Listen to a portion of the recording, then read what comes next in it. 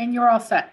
Great, thank you. Good evening, everyone. Welcome to the Board of Selectmen, March 15th, 2022 meeting, virtual meeting. All selectmen are in attendance. Call the meeting to order at 6:31. First item up is public comment. If anyone in the attendees would like to speak, I see Mr. Robbins has his hand raised. Let's bring him over. We'll start with him and then we'll go to Ms. McKee after that.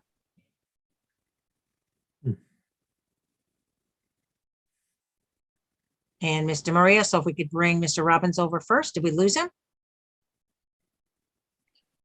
His hand is no longer raised.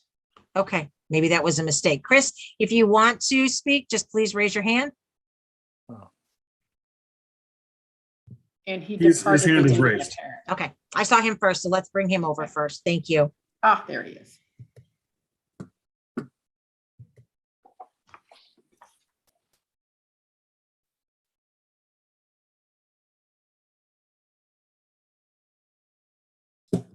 Good evening, Chris. How are you? Welcome. You are muted. If you'd like to unmute, we would love to hear from you. Unmute. There you are. We can hear you now. Welcome, Chris. Okay, I'm trying to see if you can see my photo. There we go. You're there. Nice Am to I ready? see you. You're ready. Hollywood is waiting. Hey, I've not done this before, but before I start my chat on the time allotted, I wanted to first say that I want to thank you. This whole town thanks you all, how you led us through this COVID mess, this pandemic, in an unprecedented way. Back in the early 1900s, we dealt with the Spanish flu, but this was unlike anything. And I think all of you, including Mark, your whole team, got us through this mess, and I think we're all on the other side. The stress at your homes, with your families, all of us, we got through it, and we got through it because of the leadership and how you led this community. So I can't thank you enough. So I just wanted to get that off. So here's my topic. I'm talking about the website, mysouthroad.com, that Beth Mello does such a wonderful job keeping this family informed about all the good news. But there's a dimension of the blog that I want to address. And so I'm making a request, and I'm going to present the case very briefly, that we ask her to eliminate the anonymous comments and the defamatory remarks. So here, this is what I'm going to read you, and it just takes a few minutes. Over the last few years and recently, I have read messages on the website, mysouthroad.com, where individuals comment anonymously. At times, these comments are inaccurate, misleading, and create confusion about problems that are important for our community to resolve. One writer accused a committee of being scofflaws, criminals, colluding with developers, and lining their own pockets. This type of defamatory remark and others like it is harmful to people's careers, discourages residents from volunteering, and causes members to resign from committees and leadership roles. As a result, the town loses an invaluable asset, a wealth of volunteer expertise to address important Southborough issues. I know of no other organization dependent on volunteers where this kind of harmful vitriol occurs. Certain negative and anonymous content is gradually destroying our town's heritage, our culture, our values, and our trust for one another. These pervasive comments diminish how we are perceived as a community by our residents, some of our residents, businesses, nonprofit organizations, and throughout the Metro West. Regretfully, our children may observe and at times learn to mimic this kind of negative behavior. So when critical issues arise, we need to collaborate as a team on an equal playing field to ensure the well-being of our community. We welcome civil discourse and disagreement. However, it should be done with mutual respect for our fellow residents. We need to talk with each other and not at each other. Let us be mindful that volunteerism is the cornerstone of how our community functions. It is important we remember to respect, to encourage, to nurture, and to honor those who serve as volunteers or as town employees. We have a great deal to be grateful for. Let's continue the momentum of our accomplishments and celebrate as a community of one. Now, to sustain our progress, I propose the Select Board and concerned citizens take 3 action steps. First, request Beth Mello, who I think in many regards we all think the world of, owner of MySouthDirt.com, exclude from her website anonymous remarks, defamatory comments, and require writer's name. 2, form an education and training committee that will optimize a committee's ability to lead and interact collaboratively to achieve the goals of our master plan. Possible training could include subjects like leadership, teamwork, civility, budgeting, collaboration, or specific committees such as economic development or planning. And 3, finally, it's so important to honor and recognize volunteers and our town employees regularly for outstanding service to our community. Let's start immediately and send those thank you cards, place phone calls, and extend your hand in appreciation. A thank you will improve the morale and performance, enabling us to continue being the very best. And that's it. Great, Chris. Thank you. Thank you for your comments. I would just say that, you know, Beth does a great job of educating the residents of Southborough on what's going on in town, on the issues. But that's a private blog. I don't see this board taking a position, Chris, but certainly people are welcome to reach out to Beth on their own as a citizen, you know, and express any concerns or anything they may feel. But thank you for coming. Thank you for sharing your thoughts. We always appreciate it.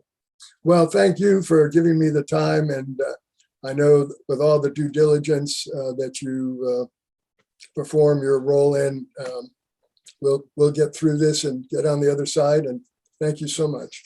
Awesome, Chris. Thank you so much. Have a good night. You too. All right, Vanessa, can we bring over Miss McKee?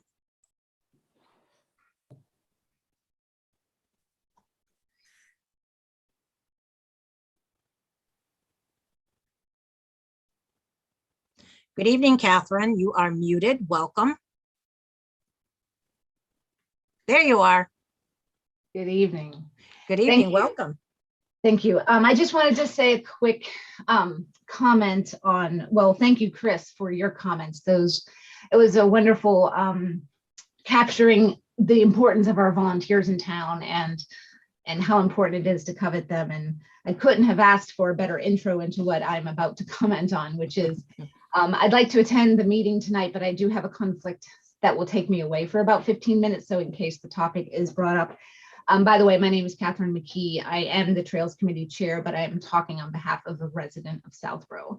And so I'm speaking to the article number, I think 27, the town code regulation proposed article, and just wanted to let the board know that if that article is passed as written, 2 active volunteers will be terminated from the Trails Committee. So I did want to bring that to your attention, and I do hope to be able to have a conversation or just to listen in later about the discussion that you'll be having with Mr. Hegarty, who sponsors the article. And that's really all. So, Catherine, just so you know, Mr. Hegarty has requested that it not be on the agenda tonight. I think he's making some possible changes. So it wasn't ready for tonight. So just so you don't hang around when you don't have to, it is not on the agenda when we get to that. I love attending your meetings. I might be back anyway. You are certainly welcome to do that as always. But yeah, just so you know that it is not, we're going to move that to another meeting.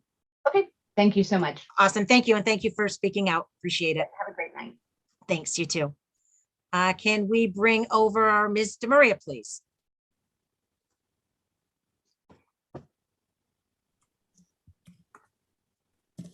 Good evening, Debbie. Welcome. You are muted.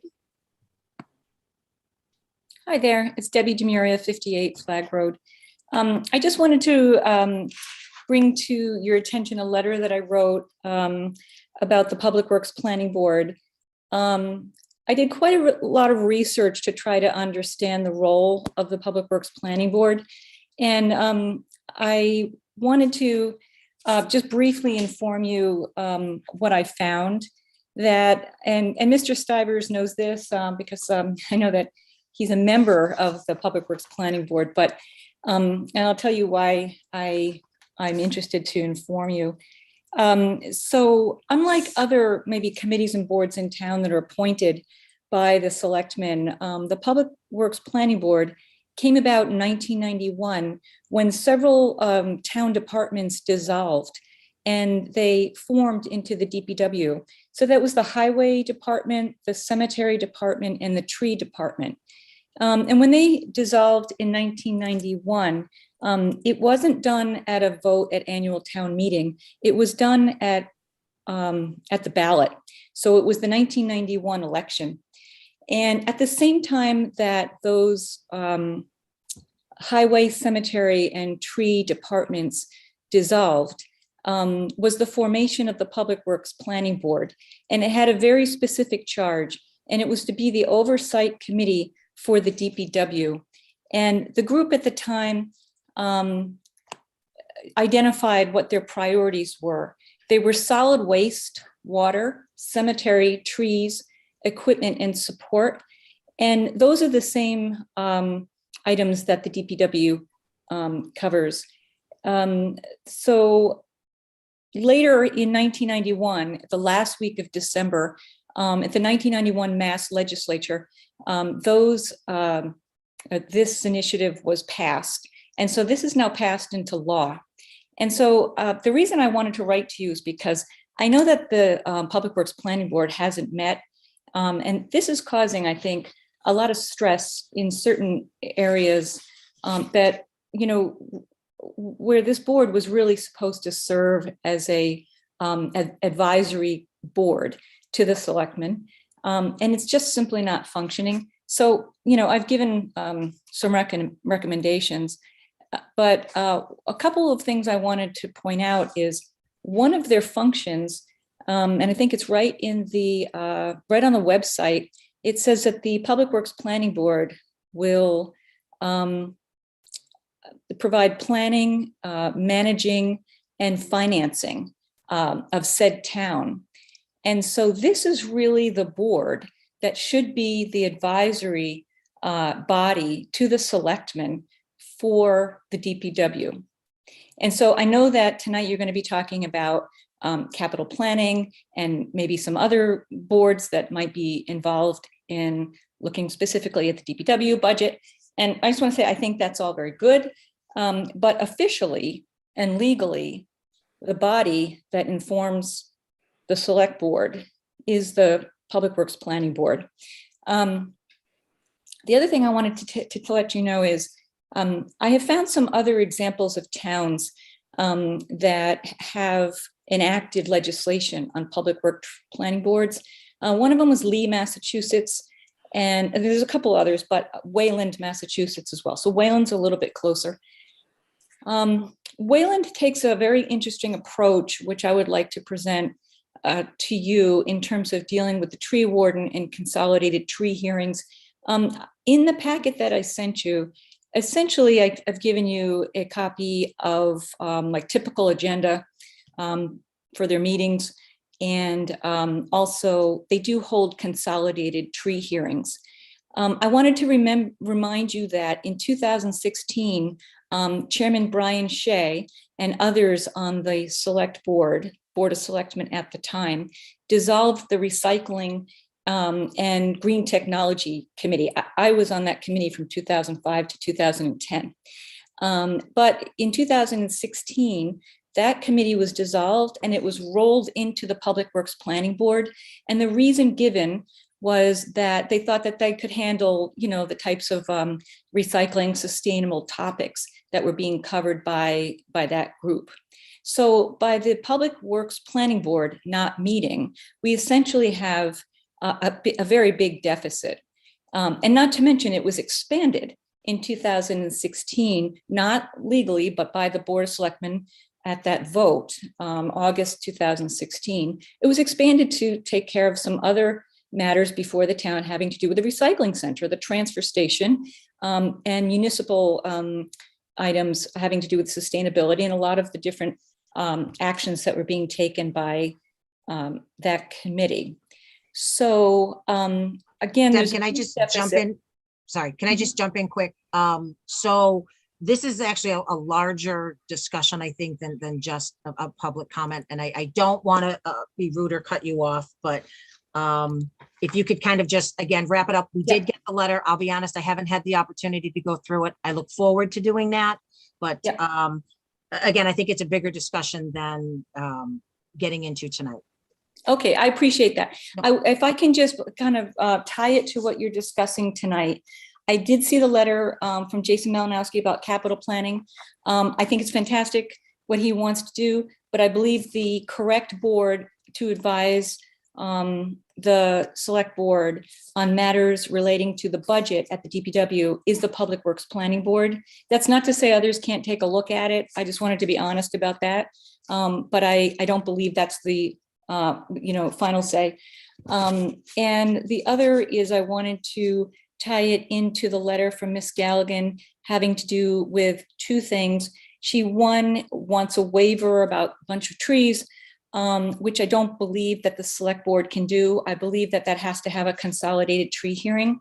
And the second, in her letter, she talks about requesting a consolidated tree hearing, but not for the trees that she's showing, just for the triangle at Flag Deerfoot intersection.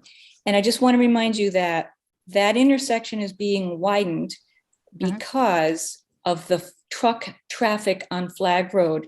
And I would ask the board for the results of the truck traffic study.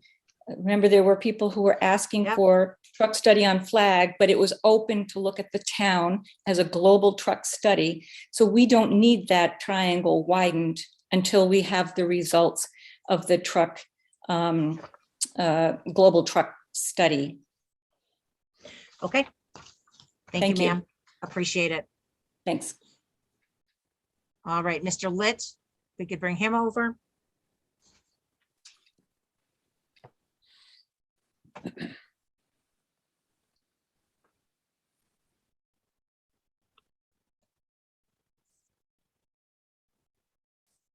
Good evening, Mr. Litt. You are muted. There you are. We can see you too. I don't want to drag out public comment. Welcome. Good evening. Now you can hear me? We can hear you. Good. So I don't want to drag out your public comment period, but I did want to speak a minute about what Mr. Robbins said. I agree with Ms. Braccio that it's not the place of the Board of Selectmen to talk about, to direct, how a private blog operates. But aside from that, I fully support what Mr. Robbins had to say about the impact that it has been having on the town.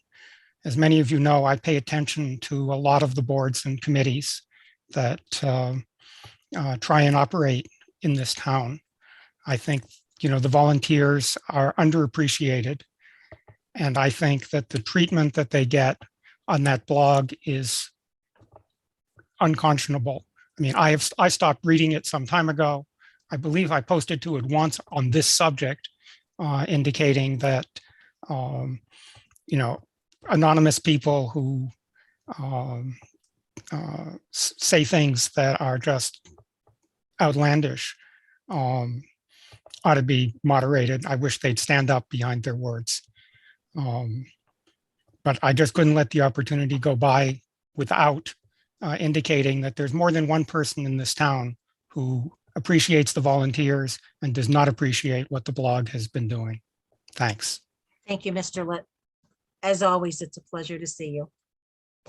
All right, any other public comments? Mr. Semino.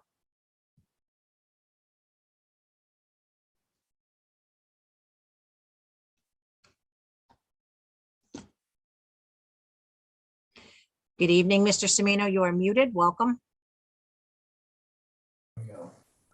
I won't even turn my camera on because I will be less than 30 seconds. I disagree, and I think it's overthinking it to say that it's not in the purview of this board to make a request, not a direction, but a request of Beth Mello to modify her standards on her blog. You could certainly make that request, and she's certainly free to ignore it. But to suggest that it's not in your purview, I think is perhaps thinking it a little too far.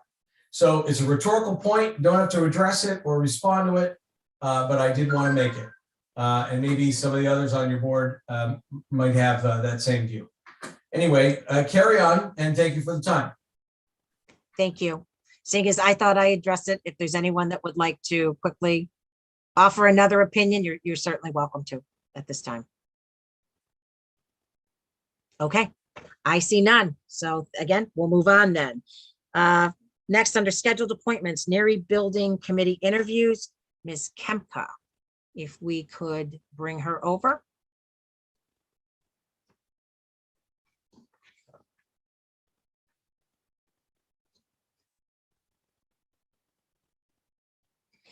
Good evening, Ms. Kemka. You are muted. I don't know if you plan on sharing your screen. Oh, there you are. Good evening. Welcome. Good evening. It's Hello, a pleasure everyone. to have you here. Same here. First, I'll thank you for stepping forward. It's always great to have people that step forward for our boards and committees. Typically, we start out, if you'd like to just take a minute or two and just kind of introduce yourself to the board. We'll have a quick round of questions if the board has any. And again, thank you for stepping forward. Sounds good. Hi, everyone. I'm Anuradha Khemka. I have been living in Southborough for about 1 year now. Before that, I was in Natick. We are a family of 4. It's me, my husband, and my 2 kids. My kids are 7 and 4. And I work as a software engineering manager at a company called Car Gurus in Cambridge. I'm wondering, like, what kind of details would you guys want to know about me? Like, something about my profession, something about my personal life. Well, I'll tell you what, we'll open it up to the board. We'll start with Ms. Malinowski. Okay, thank you. And welcome, Anuradha. We had the pleasure of speaking a few times about this committee. So I guess one of my questions would be, what are you most excited about, and what kind of attracted you to apply for this?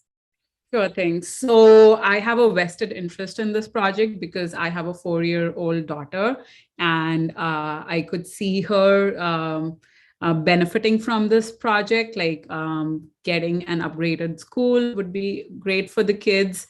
And also, I would, if there is a change and if I could be a part of it, I would definitely want to contribute. Also, I'm not sure what kind of roles and responsibilities this project would entail, but I was envisioning like it would require like some kind of research, like which I kind of do as part of my job. Like, I interact with different customers to figure out what their requirements are, like do analysis of their literatures of different companies on what products they have and how my company could integrate their products into our processes, collaborating with different teams to get projects out in my company is one of the skills that I envision I could use in this. So those are my reasons. I thought like I could like help the committee out and also be part of a system which would enable a new school for the town. Great, thank you. No other questions for me, please. Great, thank you. Mr. Healy. Hi, Ms. Kemka, how are you? Hi, I'm good, thank you. You know, when I became a member of this board, I thought maybe it'd be a couple of hours a week. I noticed in your narrative that you said 2 hours a week. I can almost guarantee you that if you get involved, that you're going to want to put in more than a couple of hours a week. And I just want to make sure that isn't an absolute cap. That's a hope that it's 2 hours a week, but not a cap on the amount of time you'd have available. Yes, like I would be willing to like put in more hours. I was like, that was one of my questions, like that I had noted down. Like I was looking for some details into like what kind of effort it would require from my end. I'm happy to put in more time. Like I would love to work with more people. Like one of my goals through this project is also, because I'm new to this area, to get to know more people. So I think if I work with more people, I could make new connections. So I would be happy to do that as well. I had a feeling that was going to be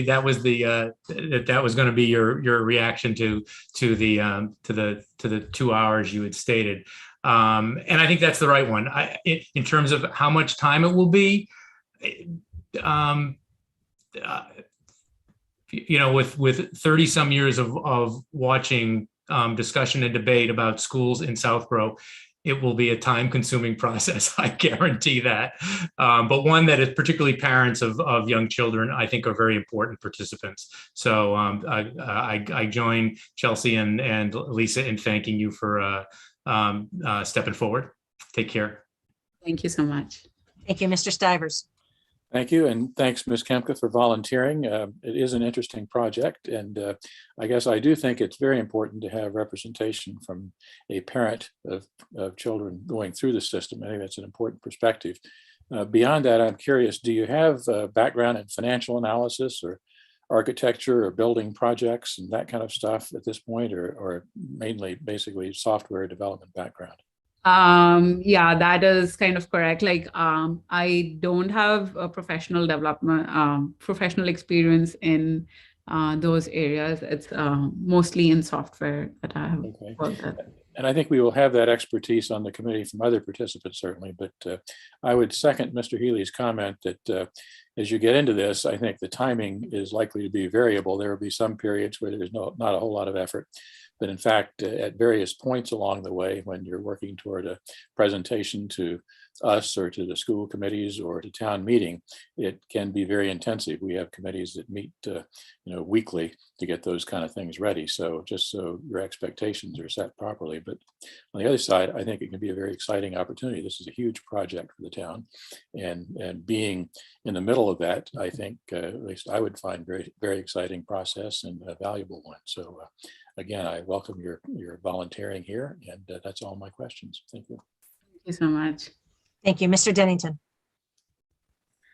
Hi, Ms. Kemke. Most of the questions that I had have already been asked. I would again echo what Marty and Sam said. In addition to the time in meeting, there's an equal or greater amount of time preparing for meetings. And that part you can kind of squeeze into your schedule where you can find, and then the meetings are usually in the evening at set times. And sounds like you can find a way to make it work. I think the thing which draws you in is that the work's very interesting. So once you get into it, I think you'll find it rewarding. Thank you. Thank you. Thank you, Andrew. One question if I could ask was like, with respect to meetings and like the work entail, like how much would it be between like the 9 a.m. to 5 p.m. window? For meetings? For meetings, or like for other research or any work that we have to do, like So typically meetings start times range anywhere from 6:30 to 7:30. I think it depends on the committee. As far as usually, well in advance of, any homework that may be required, or, anything that the committee would, like you to look into. It's not something that they're going to say today, okay, you need to do this and you need to have it ready for tomorrow. There's ample opportunity, ample time to be able to squeeze things in. And actually, I'm actually going to go to Ms. Malinowski to take this further. Chelsea has 3 little children as well. So I think she's probably the perfect person to actually expand on my answer. Yeah, I mean, I think generally speaking, where this committee is going to be so large that all the meetings will probably be at night unless there's, quick things that just need to be signed off on. That would be my guess. In terms of kind of having that balance, I think it's just helpful to have an iPad and, when you're waiting for kids to get picked up or, at an activity or something, I just usually have my iPad and go through whatever I need to look at. So, I think you just plug and play, as needed or, over the weekend, Sunday night, try to get caught up on whatever you have upcoming in the week. I mean, usually public meetings have to be posted 48 hours in advance. And usually if there's going to be materials, the chairs usually try to get it out at least 2 days before. So you have ample time, whether it's, early in the morning or after your kids go to bed to check on it. So, I mean, I definitely get it done intermittently, I would say, when I have time. Sounds good. Thank you so much for that. Yeah, you're welcome. Thank you, Chelsea. So I will add just one point that I think Mr. Stivers made that's so important is that having a parent with young children as they go through this process that will, at some point go potentially to NERI is, I think it's important. And I think it's a refreshing and it's a healthy perspective to have on this building committee. So I thank you again for stepping forward. We're going to take a vote after we do our second interview. So you're welcome to certainly hang around. And Vanessa, if we can bring Mr. Davis over.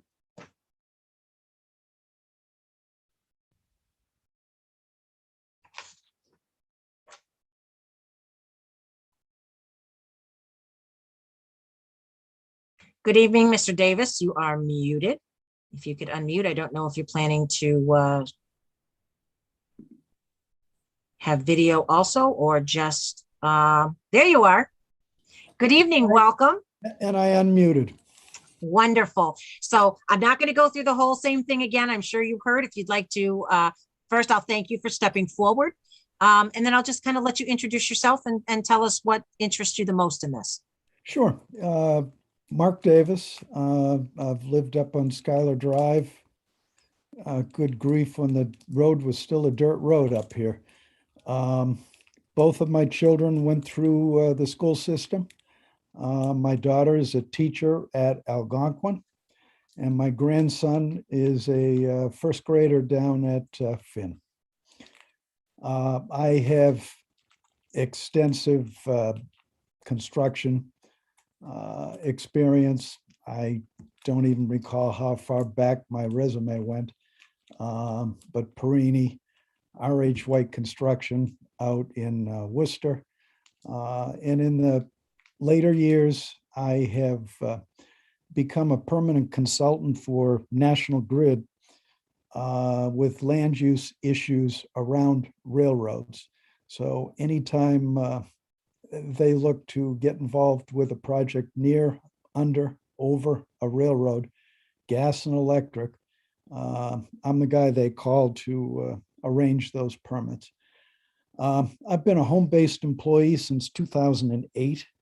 So I'm a little less used to Zoom. I think I'm on Teams meeting for about 6 hours a day, and have learned to be available anytime at any point in time.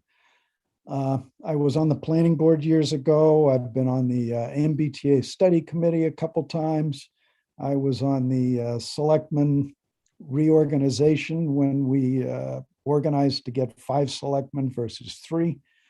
Bonnie Fana for years was trying to get me to be on the ZBA, and I kept telling her, no, I'll sit back for a while.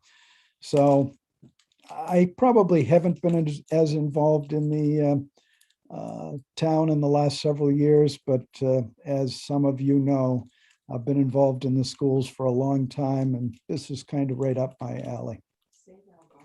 Wonderful. Thank you. And thank you for your past service to the town as well. Very much appreciated. We'll start with Mr. Healy. I don't think I have to ask any questions about experience of length of meetings. No. So some of those committees you were involved with took up a lot of hours. I guess my only question is, again, you've been involved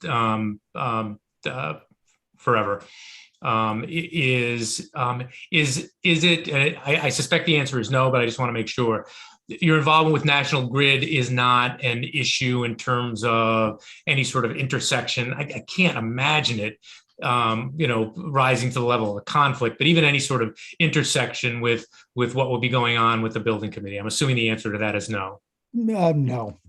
My role there is rather obscure. And there's only two of us in New England that do this kind of work. But it gives me some insight into actually some of the green programs that they're working on the gas side. And I get involved in all sorts of other projects because even the solar and the wind all have to come back to the mainland somewhere. And invariably, they're crossing railroads, and that's where I come into it. So no, there's no conflict. I think it's almost hand in hand with what I'd be doing here. Okay, great. And again, thanks for volunteering after a hiatus. I'm good, Lisa. Thank you. Mr. Stivers. Thank you. Welcome, Mr. Davis, and thanks for volunteering also. Mhm. You're a glutton for punishment here if you've survived those other committees and coming back for more. So I admire your courage. I've always been a glutton. Yeah. Have you been following the conversations around this project through various school committee meetings and other group meetings at this point, or not so much? I have seen kind of the overall picture, but more than happy to read up on what I may have missed in all of that, and I'm sure we'll have time to review it. Do you have experience with the state financing of these kinds of projects? We're certainly getting involved more with that. Yeah, other than what I did with the Algonquin project, no, but financial analysis was always part of what I did in the construction and the other work I've done in the past. So I don't see that as anything that's all that difficult. Okay. Well, it certainly sounds like you've got an ideal technical background for this. So again, I think you'd be a great addition to the committee. Thank you. Thank you. Thank you, Sam. Mr. Dennington. Hi, Mr. Davis. I agree with Sam that I think this is going to be a useful set of qualifications to bring to this committee. Could you just tell me more about the Algonquin Regional Project that you were referring to? Since I moved here in 2013, so it would be useful for me to just understand a little bit about what that was. I see Marty smiling, so I think he's indicating it would take a very long explanation. Yeah, how long do you have, Andrew? Well, you missed all the fun. In around 2000, prior to that, the town had an opportunity either to expand the existing school or propose a new school and actually split from the district. Okay. I was kind of in the leadership role of the group that wanted to keep Algonquin and worked hard for all of that, and actually almost got arrested for holding signs with students when the town hall was over at Data General. And Paul Berry, God bless him, managed to get us all safely where we could hold our Save Algonquin signs. But there's a lot more to that story. I think that's an attendance record for town meeting. Yes. Huge. But I appreciate then that you've got experience in handling complex municipal public policy issues, and I think that's going to be a useful set of experience. Thanks. Well, the one side thing is my next door neighbor, and I'm staring out at his former house, actually led the effort for the Southborough schools.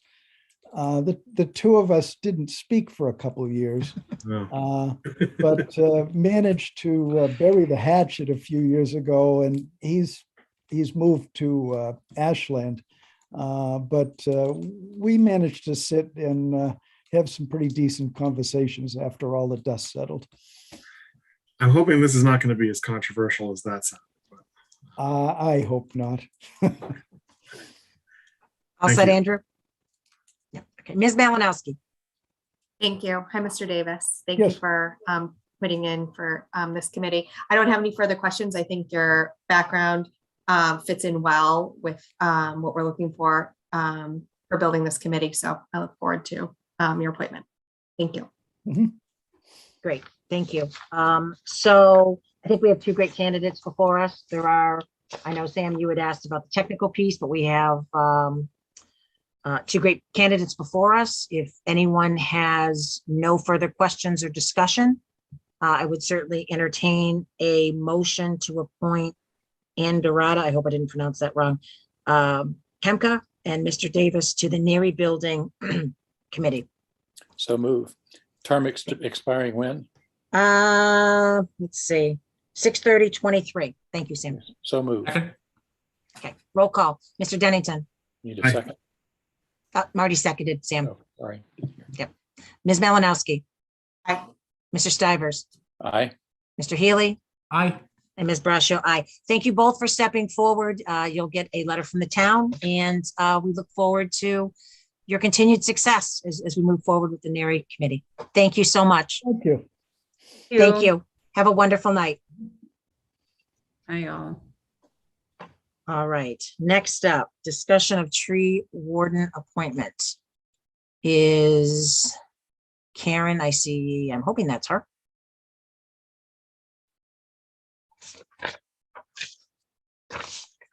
See if we could bring Karen over. Hi, Karen. Is this the right Karen? There you are. Hello. Great. Thank you. So we asked Karen to come. I mean, at the last discussion we had with planning board, we had talked about a path forward. And I think the main point of this discussion tonight is short term, what, you know, we're looking to do. I think Karen's kind of pigeonholed a little bit at this point. So that's hopefully what we can take away from tonight. I know Karen had sent a memo. I think there was some misunderstanding maybe regarding that you're requesting a tree hearing. You weren't requesting it from the Board of Selectmen, correct? You were just notifying us that that's the path you were going to go down? No, it's, Okay. so right now, technically, the selectmen are the tree warden. And I do need I need a hearing for 2 trees up at the Deerfoot Flag Interchange. And to be clear, let's mark it that we have talked about that Deerfoot and Flag Road interchange as part of the Various Streets project. That is a project that we've talked about several times, right? It's part of the Flag Road Safety Study. That intersection is changing. I've sent letters to all the people who live right at the intersection. But there are 2 trees that are supposed to come down. I need to have a hearing on those. And one's a chapter 87 hearing because they're live trees. And because it's a scenic road, they also need a hearing under chapter 40 with the planning board. So based on Mass General Law, has to be a joint hearing. But yes, I am requesting that we get that hearing going. A date certain so we can advertise and get that going so that it doesn't hold up the project. Okay, And if So- it doesn't, if it's not voted to take them down, then I don't know what we do about that intersection, but we need time to be able to fix something or do something. all right, hold on 2 seconds. Mr. Dennington got kicked out. I think he's trying to get back in. Vanessa, if we could move Selectman Dennington back in.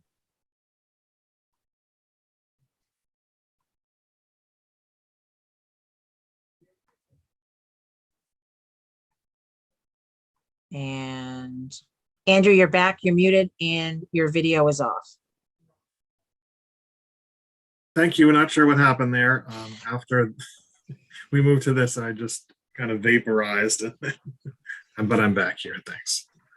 Okay, so I guess the discussion is still somewhat the same, but it's twofold, Karen. So process-wise, we need to have a joint hearing with the planning board as the Board of Selectmen as the tree warden.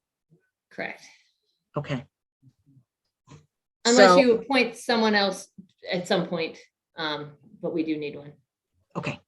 So how quickly are you looking to have this done first? Well, since we have to post it 2 weeks in advance, Yeah. if we can have it at the beginning of April, because they are looking, the contractor's looking at coming in and doing work in mid-April.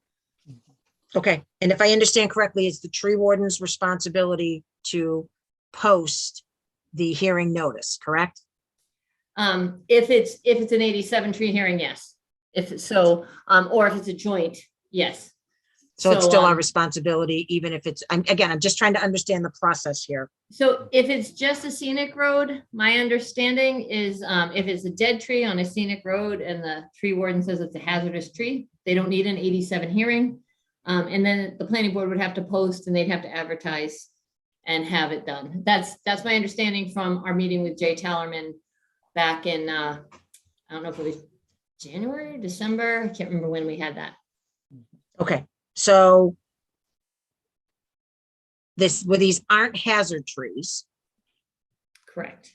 they're live trees. Okay, so we need to schedule a joint meeting with planning board.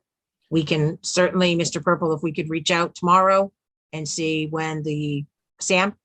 Yeah, will the you- planning board met yesterday, and so they would normally, I think they set a date 3 or 4 weeks out for their next meeting. So it might be more convenient if we could figure out when they're going to meet next and just attach our meeting to that. Yep, no, that was my intent, Sam. Good. If we could have Mr. Purple reach out and find when the next planning board meeting is, that we can get this on the agenda. And then just clarify who's going to be posting the hearing notice.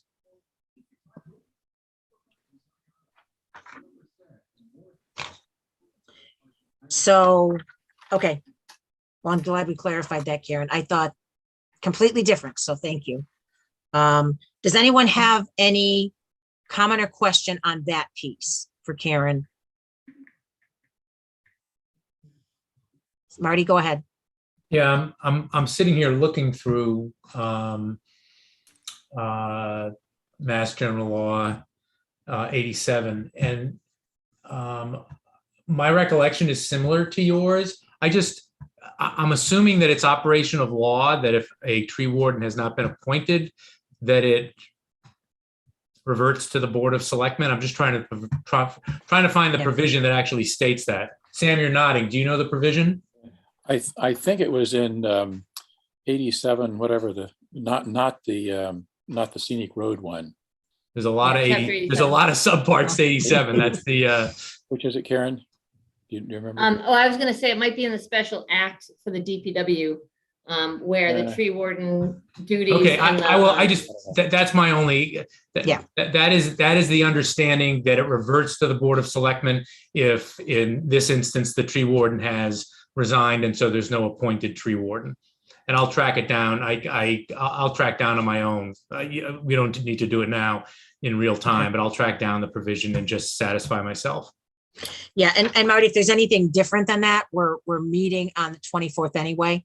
So we can certainly, if we needed to, address it at that point. Okay. Sam, go ahead. So the planning board meetings are March 28th for warrant articles, it says, and then April 11th is a regular meeting. So maybe the March 28th, I don't think we can get notices posted in time for that, probably. But those are the 2 dates they advertised last night.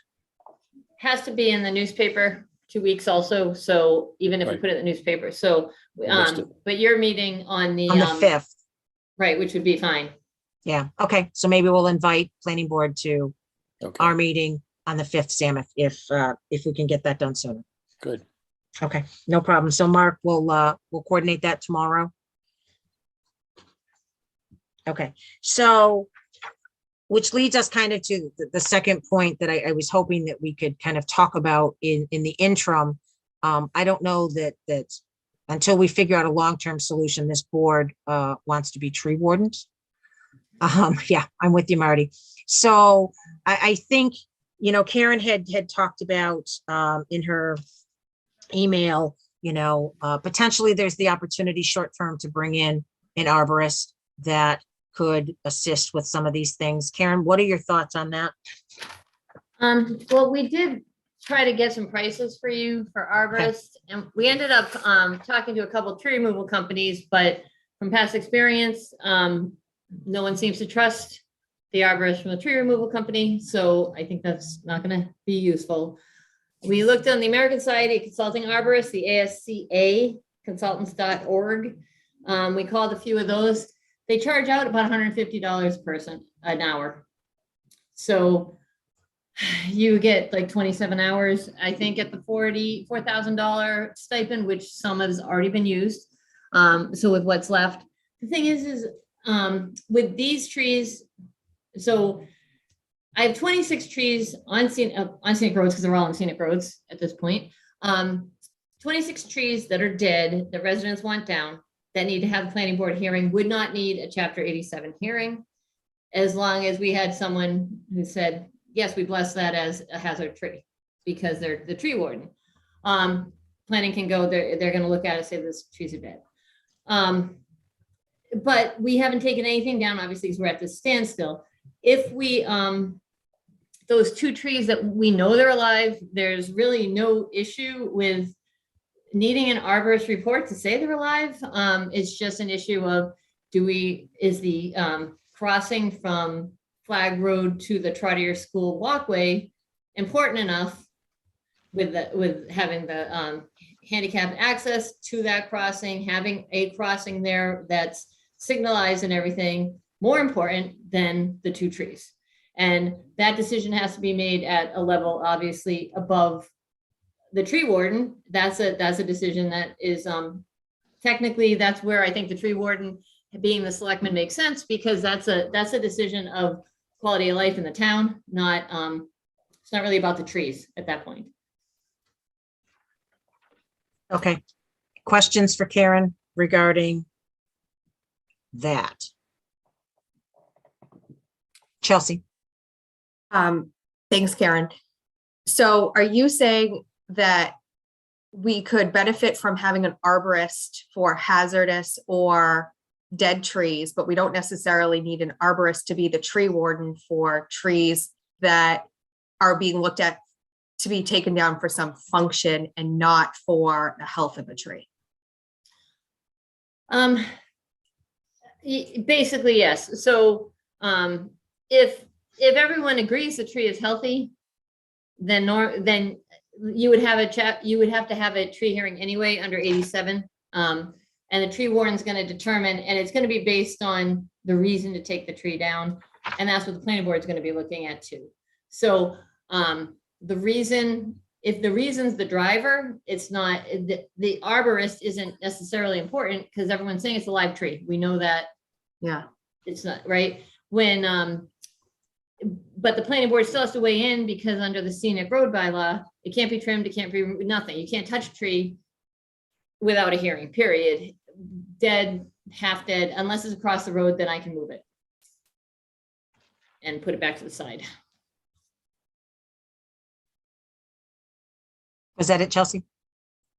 Yeah, I'm just kind of processing what Karen just said. And I mean, at $150 an hour for the tree warden to be an arborist, it just seems like we almost need to have like two paths, but I don't know if you can do that way, because then effectively you have two tree wardens.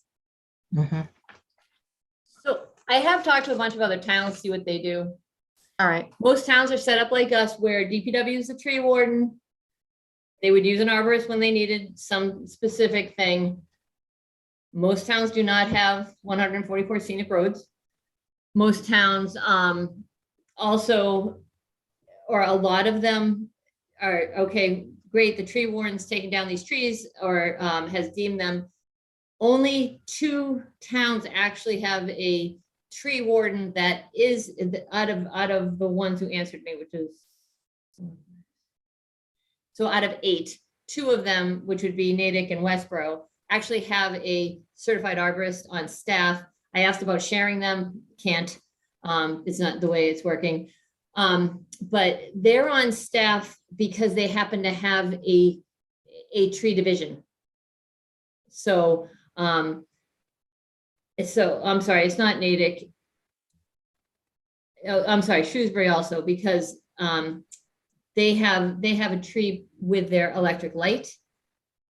So they have a tree division. They don't have an arborist. They said they have a contracted arborist that they use if they need them. But the tree, but they have their own tree division also. But everyone else doesn't have a tree division. They're more of a DPW like us. And the DPW is the tree warden, somebody in there. They take trees down with contract, and when they have questions or they need something, they get an arborist opinion on anything that's live.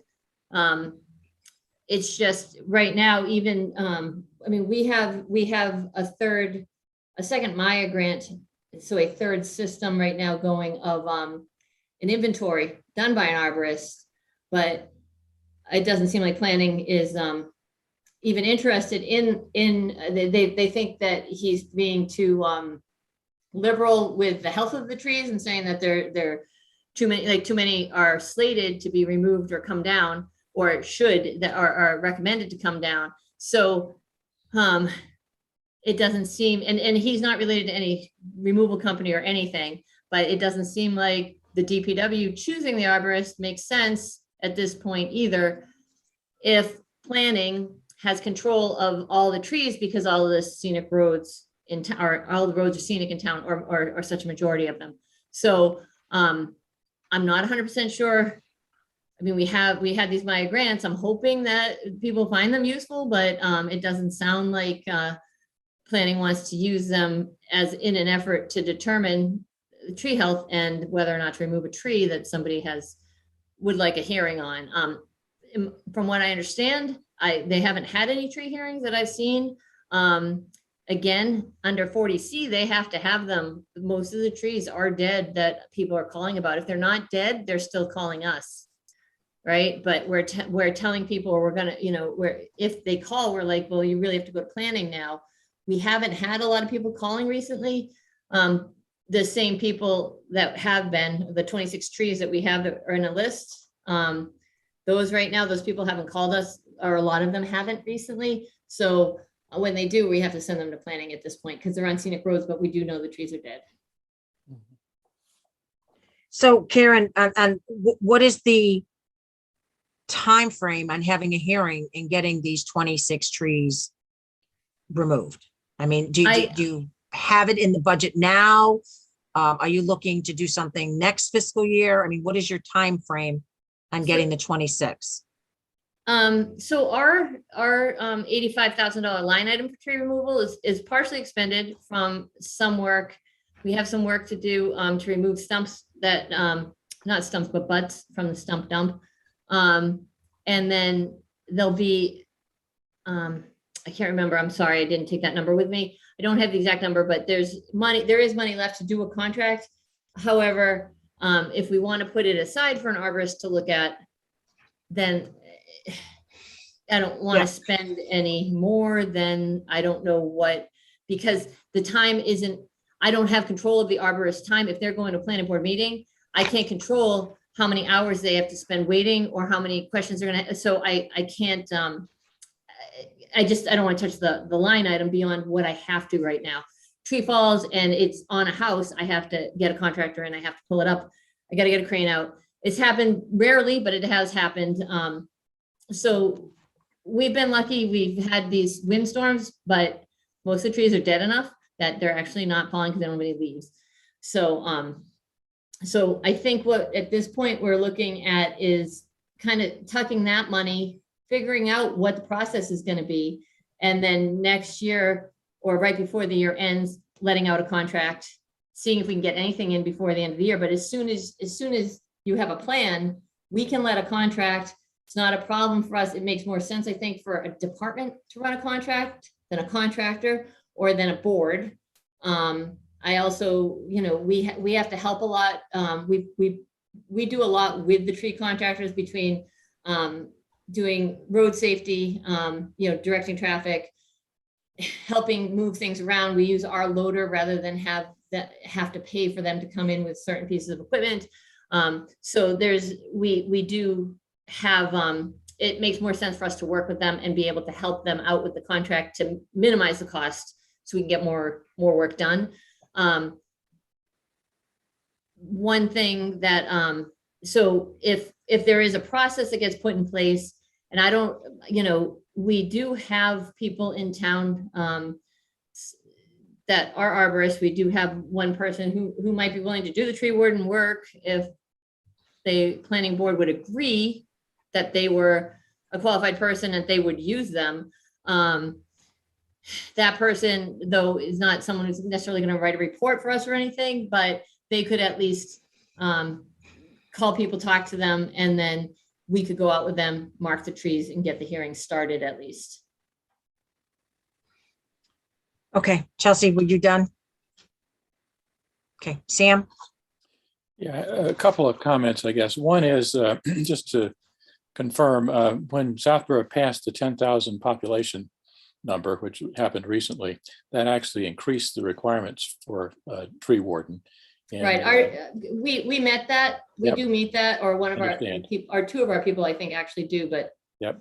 So we have to keep that in mind. And second, my understanding is that just based on a variety of comments I've heard from folks along the way, I think it is important to have a certified arborist in this role, because people, I think, need to have confidence that the individual has professional qualifications, et cetera. And I think Karen makes a good point, is that you need somebody probably who's not associated with a tree removal company, who may have some financial incentives in there that people are suspicious of. But the other side of it too is, as I've attended some of these hearings, I mean, it seems to me that the world divides into three different categories here pretty cleanly. You've got dead trees that, even if you have an arborist in, that clearly appear dead, nobody's going to get upset about arguing whether this tree is dead or not. And you have clearly live trees that, as Karen is suggesting for the ones at Deerfoot and Flag, that again, the issue is not what an arborist thinks about their health. And the more the highly discussed ones are the ones that appear alive, but an arborist says, nope, that tree has a limited lifespan for whatever reason. Those are the trees that seem to generate the most comment. So I think that at least for me, having a way to get an arborist, and Karen, your suggestion about a local person for contract work sounds pretty interesting. And also, if there are other towns like Shrewsbury who may have a contractor out there who might be willing to split some time with us, hopefully for a rate lower than the $150 an hour, but you never know. That kind of short-term contract hourly approach might be useful in the near term as we sort out what a longer-term solution could be. So it seems again to me that you got to have an arborist, and you got to find somebody who again has ability to split their time with somebody else, because I don't think it makes sense for us to have a full-time arborist on staff given the volume of trees we have. So again, working with the planning board, doing the short-term thing for the Deerfoot Flag one, to have that hearing, and then work to come up with a longer term solution that gives arborists support and gives a way to appropriately classify trees and get public input in the right kind of way, subject to the new scenic road information that we now have. So that seems to me to be the path forward. Thanks. Well, I think, just to comment on that, having a certified arborist available to consult and talk to about a tree that's questionable makes sense. But for the town to spend any kind of money on somebody it's like asking a lawyer, right, to write the memo to you about the tree warden. Why would we do that? Why are we spending that kind of money on something that we have maybe a question about how a tree law works? Yes, you want the expert opinion, but and as you said, Sam, we did those hearings back in October to kind of show, look, yep, all these trees that we're hearing are dead. There were a few that weren't, and those ones we would have had hearings on because they were not dead. The ones that were dead, we wouldn't have normally had a hearing on. They would have come down, and that's sort of the point there. But now they can't, because now we know hazard trees, it doesn't matter. they can't come down without a planning board hearing, they still wouldn't have needed an arborist to come.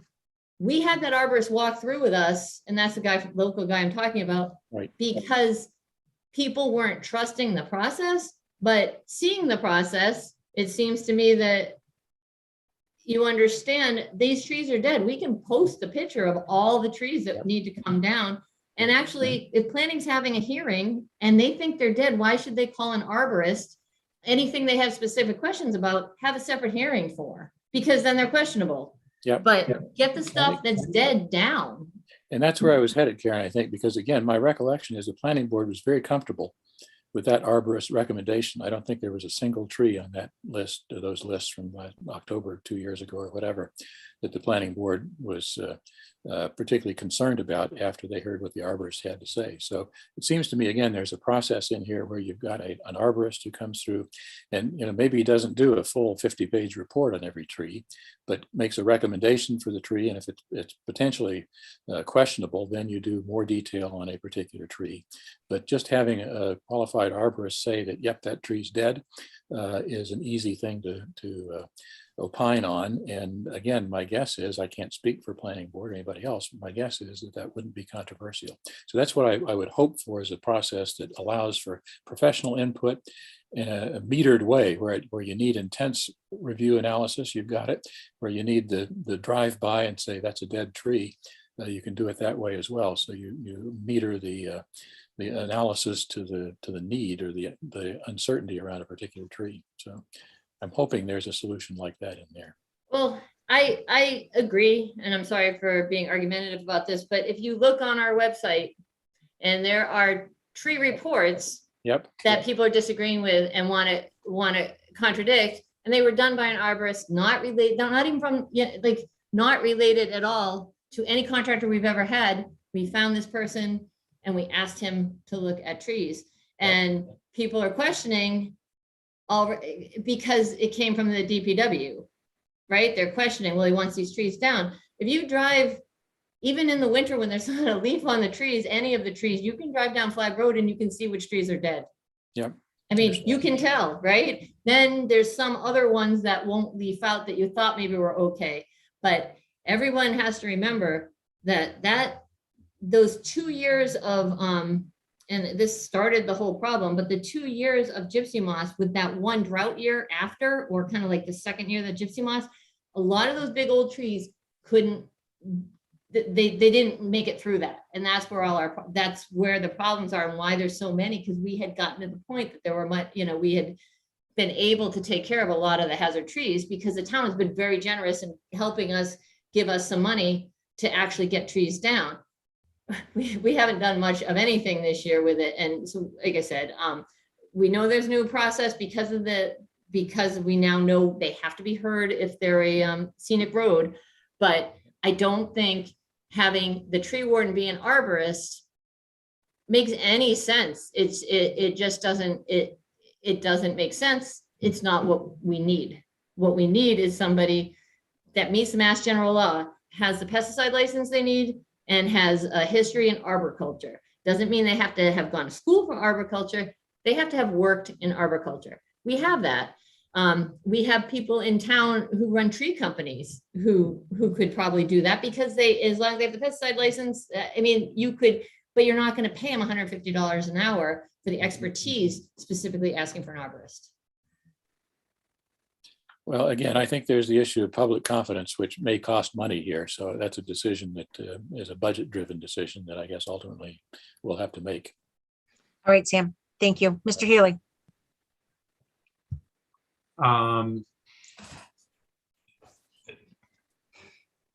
You started out, Lisa, saying that what we're looking to do, I think, tonight is come up with a short-term solution.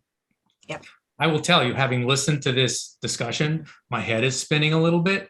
There is no question in my mind that this doesn't have to be this complicated. And I'm not sure who or what is responsible for making it this complicated, but that has got to be untangled.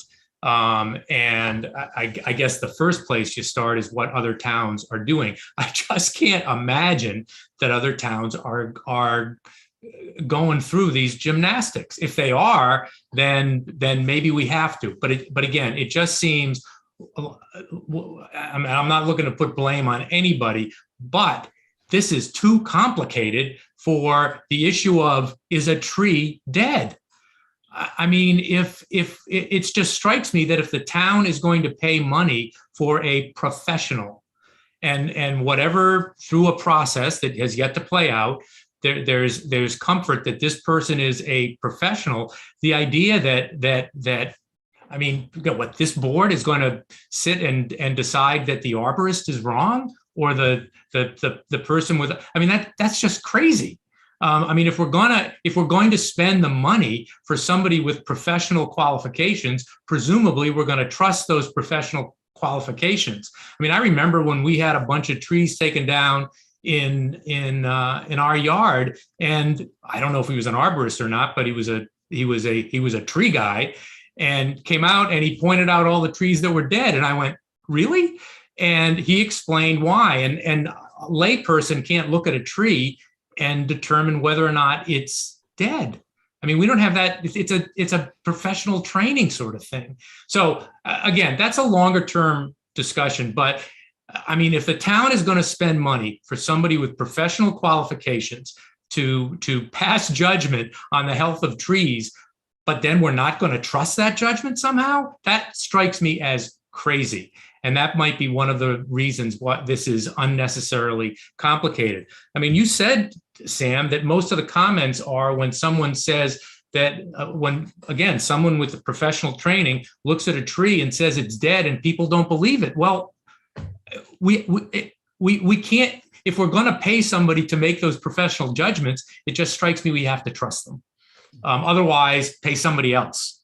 But I don't understand why we would go through the process of finding somebody with those sort of professional qualifications to potentially disregard their recommendations that are essentially scientific. Now, that's longer term. Short term, Karen, and this, I think, got lost in the whole thing. How many trees are there that are an acute issue right now that need to be addressed one way or the other by whatever process needs to address it? How many trees are we talking about? We only have complaints on 26. So Okay. that's, All right, stop. So 26 trees. yes. Okay. All right. I mean, does it make sense, even if it's $150 an hour, to bring someone in, an arborist or otherwise, whatever the level of professional qualification, to look at those trees and make a determination about whether or not they're healthy or not healthy? If they're not healthy, presumably, I mean, we can have a hearing, whoever is responsible for the hearing. But again, if we're gonna hire somebody with professional scientific qualifications, it just strikes me we need to trust that person's judgment. Otherwise, it's anecdotal judgments by folks who don't have any sort of training in that area. That just strikes me as crazy. And presumably there'll be a bright line of trees that are healthy and not healthy, and then determine what process is necessary to address what, if anything, to do with those trees. I mean, is it any more complicated than that? So, Marty, I think one of the things I will just say that makes, and I think Karen brought the point up, that makes this process a little harder is in looking at other towns, most towns don't have as many scenic roads as Southborough does. And I think that creates a partial challenge. And I agree, to have somebody come out, Karen, if you could get a cost, what it would take for somebody to come out and just look at these 26 trees. I imagine a dead tree is pretty obvious that it's a dead tree. If we could get somebody to come out, maybe we could resolve those. So let me just make sure that I'm clear and I understand. On the dead tree, a hazard tree, and I guess just a clear definition on hazard, but on these trees that are dead, they would still require on a scenic road to go through a consolidated planning board hearing. So to me, go ahead. What do you mean by consolidated? Well, a joint hearing with planning board No. and They don't have to be joint. My understanding is it just has to be a hearing under 40C. So 40C dictates planning board, 87, chapter 87 dictates tree warden. Right, but where these trees potentially may be on scenic roads, any removal of even a dead tree, and again, correct me if I'm wrong, on a scenic road would have to still have a planning board hearing. Yes, just the planning board, not a consolidated Just, hearing. got it. Just the planning board hearing. Okay, so I think it's two steps, Marty, based on what you said. We bring somebody in to look at these 26 trees, we give it to planning board, they can do their public hearings. But in the short term, I think the question is on the 2 trees on Flag and Deerfoot, that if we do a hearing, a joint hearing with planning board on 4/5, Karen, you're saying, and correct me if I'm wrong, that we know these trees are a live tree. So. The 2 at Deerfoot, yes. Yes, so we really don't need an arborist to tell us these trees are alive because we know that. Correct.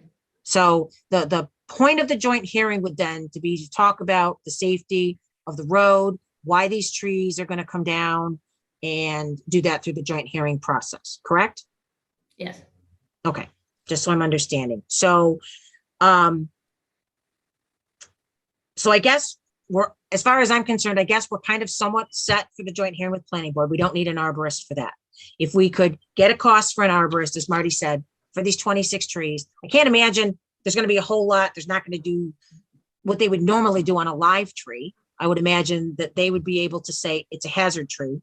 Then we move forward with the hearing under 40C with planning board.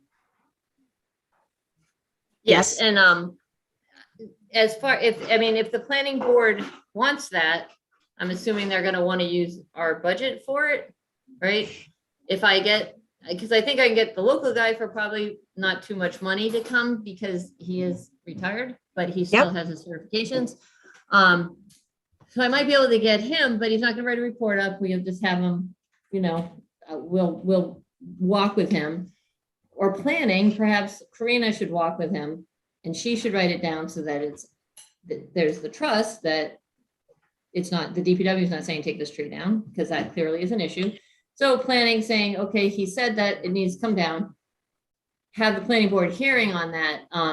And that would, but I don't know that he would have to should have to go to the hearing and speak to it if they're all dead. Now, mind you, there's no reason the planning board shouldn't go and look at these trees that are going to be posted, and they're going to know they're dead the minute they look at them also. So it's, I'm not saying not to have an arborist, but it's just one of those things that, again, some stuff is so dead. It's so obvious that the planning board. But Karen, it is short money for what, whether or not it's legitimate or not legitimate, for public confidence, and it gets the trees addressed one way or the other. And if they're again, who knows? Again, I can tell you that I can look at a tree I think is healthy, and somebody who's professional will tell me that it's not. I don't know. Maybe the same thing is true. I look at a tree and I think it's dead, and there's an explanation as to why it's not. I don't know. I don't have expertise in this area. Most of us do not. But that's why having somebody with expertise say, geez, just check a box. Is it dead? Yes or no? It doesn't seem more complicated than that. With the picture, Marty, put a picture of the tree. And And Karen, this is the same gentleman who did the 40 some odd trees that back in a couple of years ago.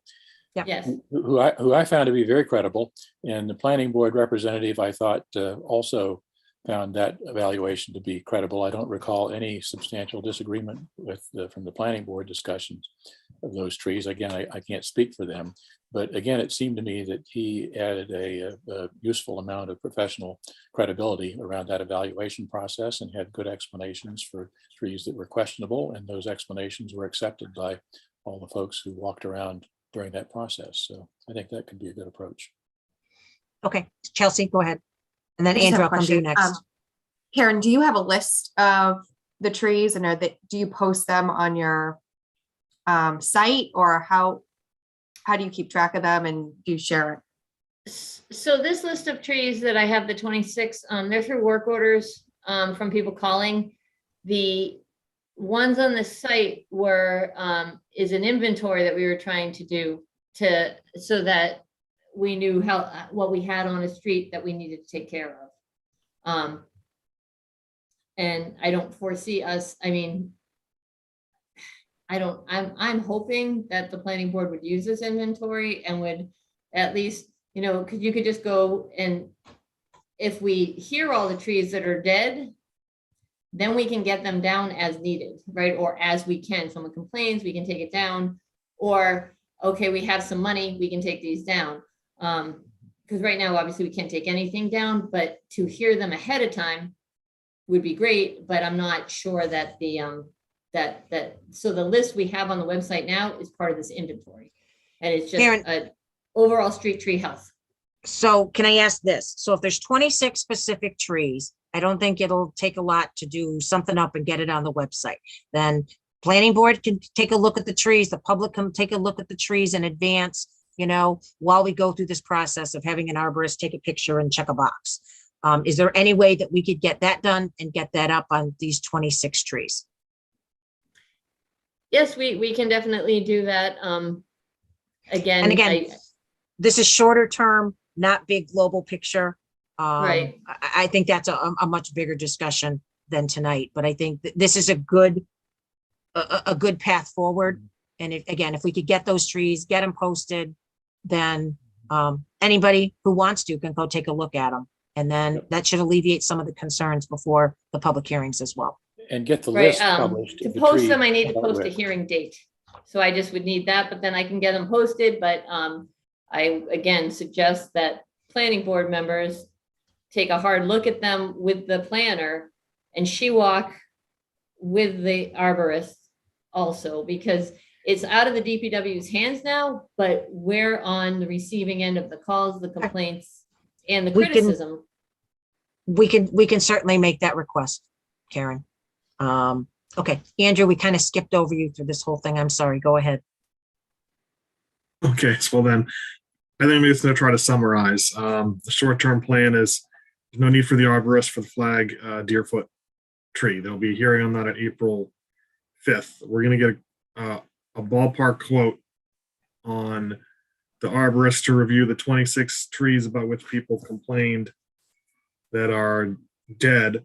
And that's taking us through the next 2 months or so. I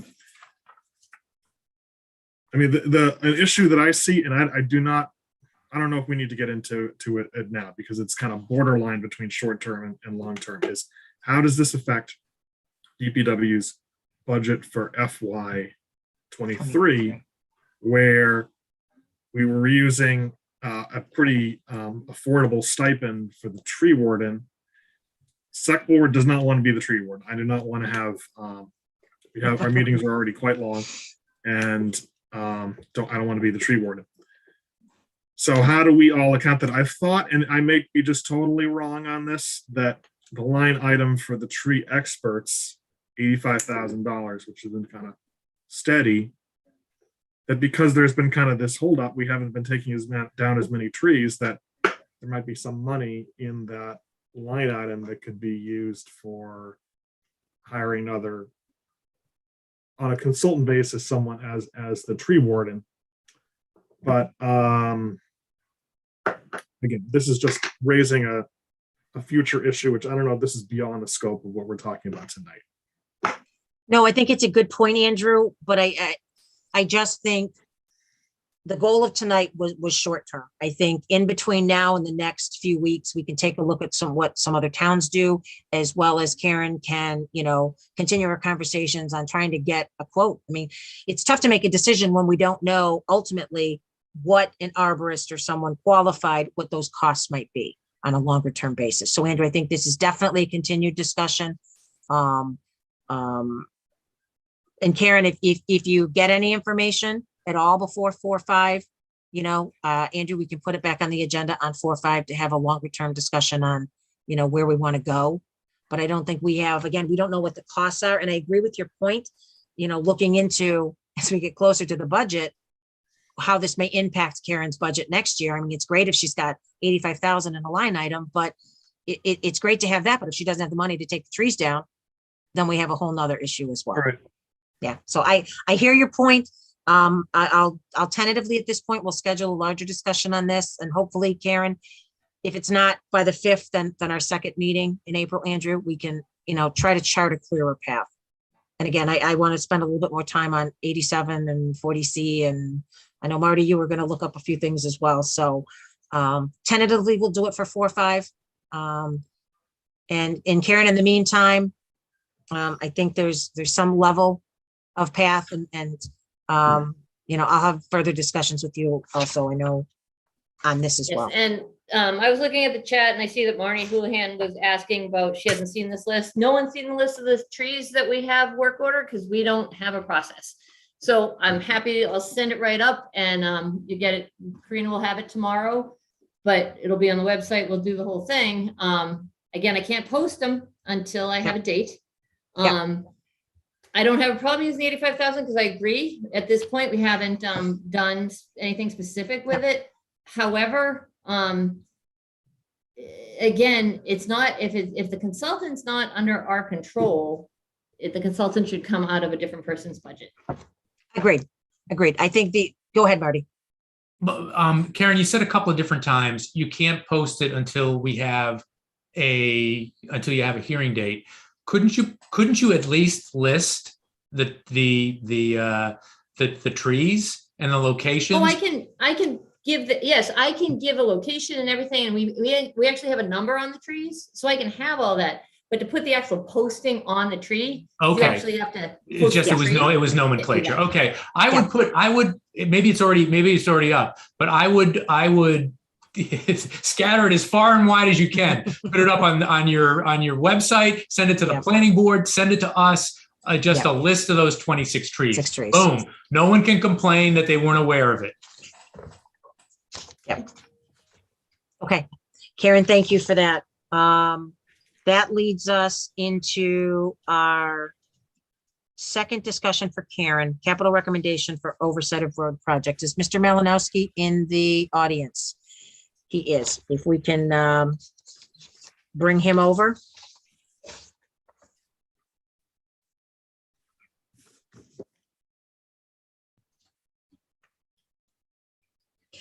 Good evening, Jason. You are muted.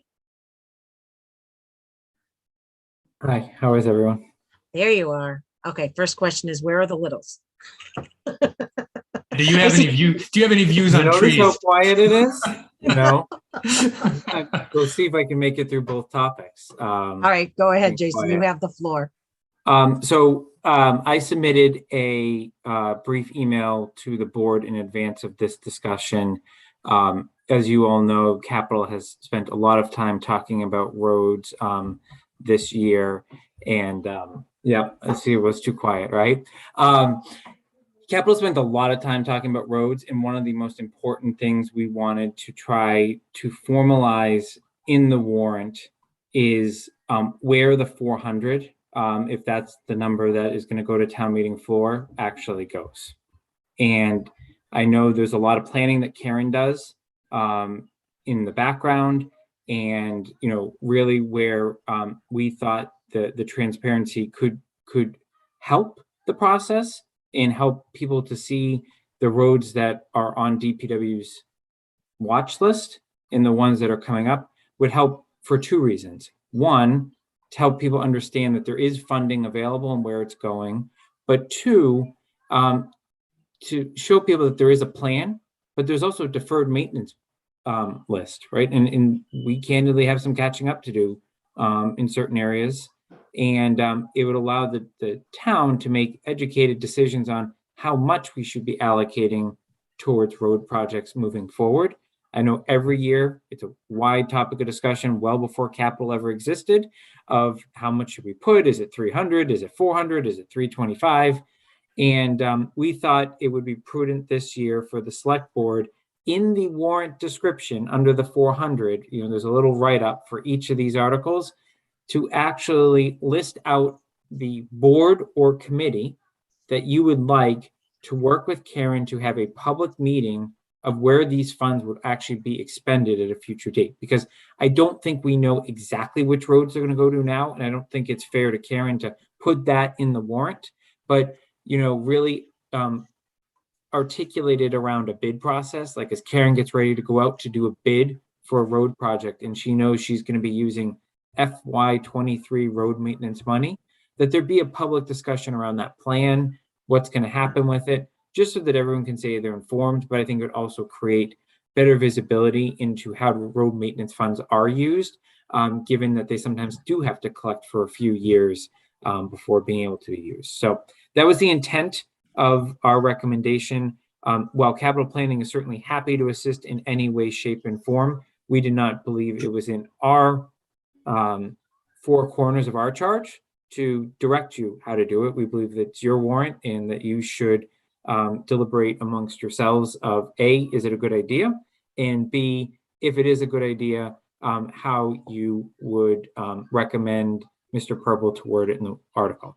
Now, if you choose that it's not a good idea, then capital will likely revisit our decision on whether 400 is the right number to recommend in the warrant itself. So I'll just throw that out there because I asked you two questions, but also kind of give you a sliding tree of how this could unfold depending upon where you go. So happy to answer any questions.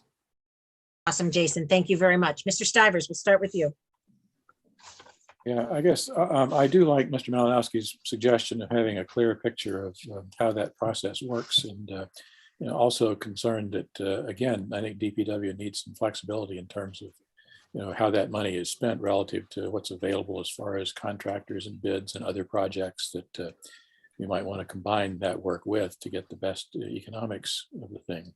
But anything we can do to clarify that process, not only for internal departments, but for residents to know how that works, I think would be helpful. So I think it's worth, again, adding whatever additional information we need to say as much as we reasonably can without tying our hands too much as far as being able to make the right economic decision for how to spend the money. So my comment, thanks. Sam, now do you think capital is the committee that should do this? Should work with Karen and oversee this? I think that was the second part to Jason's question. That would be my recommendation. Okay. Okay. Thank you, Sam. Appreciate it. Mr. Dennington. Hi, Jason. So I'm looking at the warrant and just wanted to get some clarity about kind of what specifically you would say. So where, there's a line item for DPW road maintenance in the capital article. And then would you say to be spent in consultation with blank board? If you just kind of flesh out exactly what language you've got in mind. You're on mute. You're on mute. I'll use capital planning as the placeholder for a second, but you again insert whatever committee you want to do. It would say subject to a open public meeting of the capital planning committee for discussion prior to an RFP being issued or a bid being issued. Mark, you figure out the right language there. Okay. And this is the bid this is a bid where there's just one bid for a global project for the year or individual? Yeah, so Karen, feel free to jump in here on kind of what I'm throwing out, but Karen will likely go out for another road contract very soon. That would encompass a lot of roads in town, and it would anticipate probably using some of this FY23 road money. So while we can't change what was in the wording of prior articles, the second that Karen anticipates using FY23 road maintenance money, we would have a public discussion on the overall process. Before an RFP was put out, before a bid was put out to get quotes. It's always better to do it before you go and do a whole bid process, because then if someone disagrees with what's in there, the bid process is moot.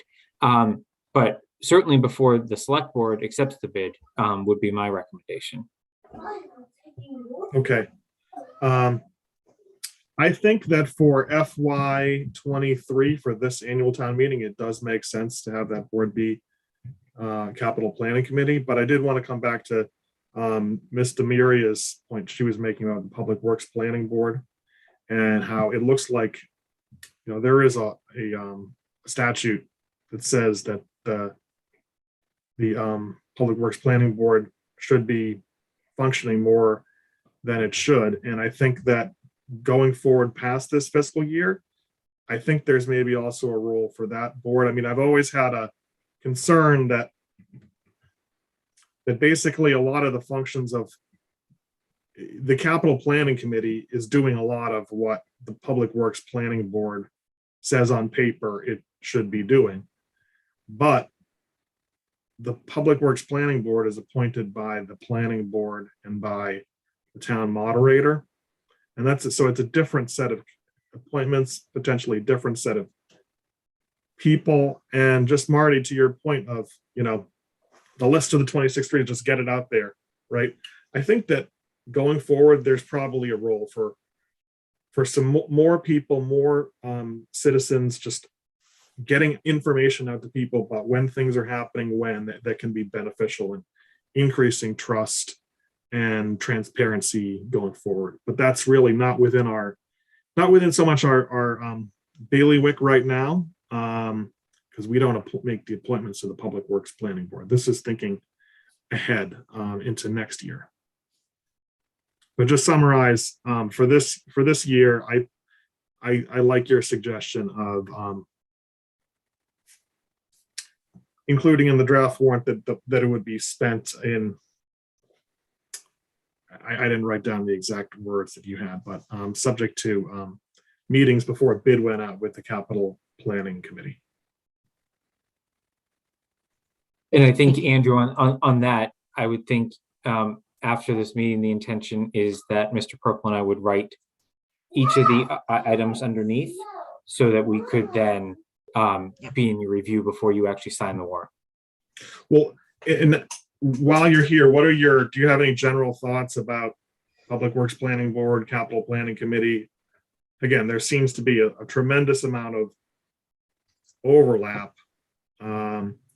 But I think that, if you have boards that there's a law that says people should be appointed to the board, you should either, get that board functioning or not have it anymore. And I think that there's maybe a role here. It seems like there could potentially be duplication, but it might be some beneficial duplication. Yeah, I would say if Public Works Planning Board was as active as capital planning is right now, there would certainly be overlap, duplication, and something that capital planning, again, this is my own personal view, Lisa's another member here, we would certainly cede.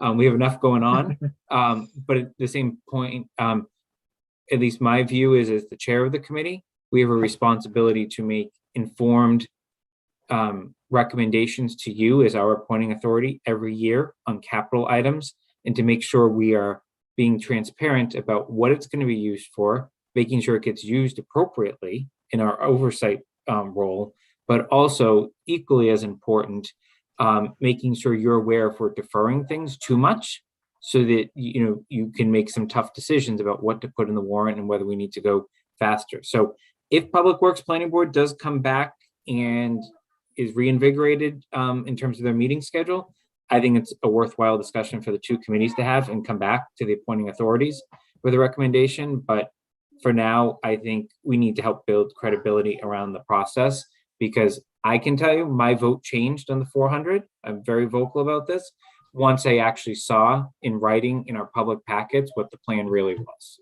And I thought, wow, this would probably change a lot of other people's opinion too. Okay, thanks.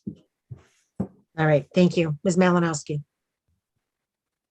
I agree with the concept. I think it's extremely important that the public understands what's being put out.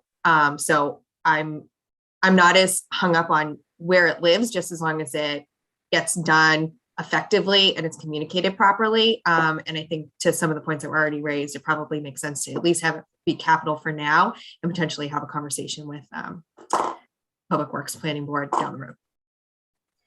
Thank you. Mr. Haley.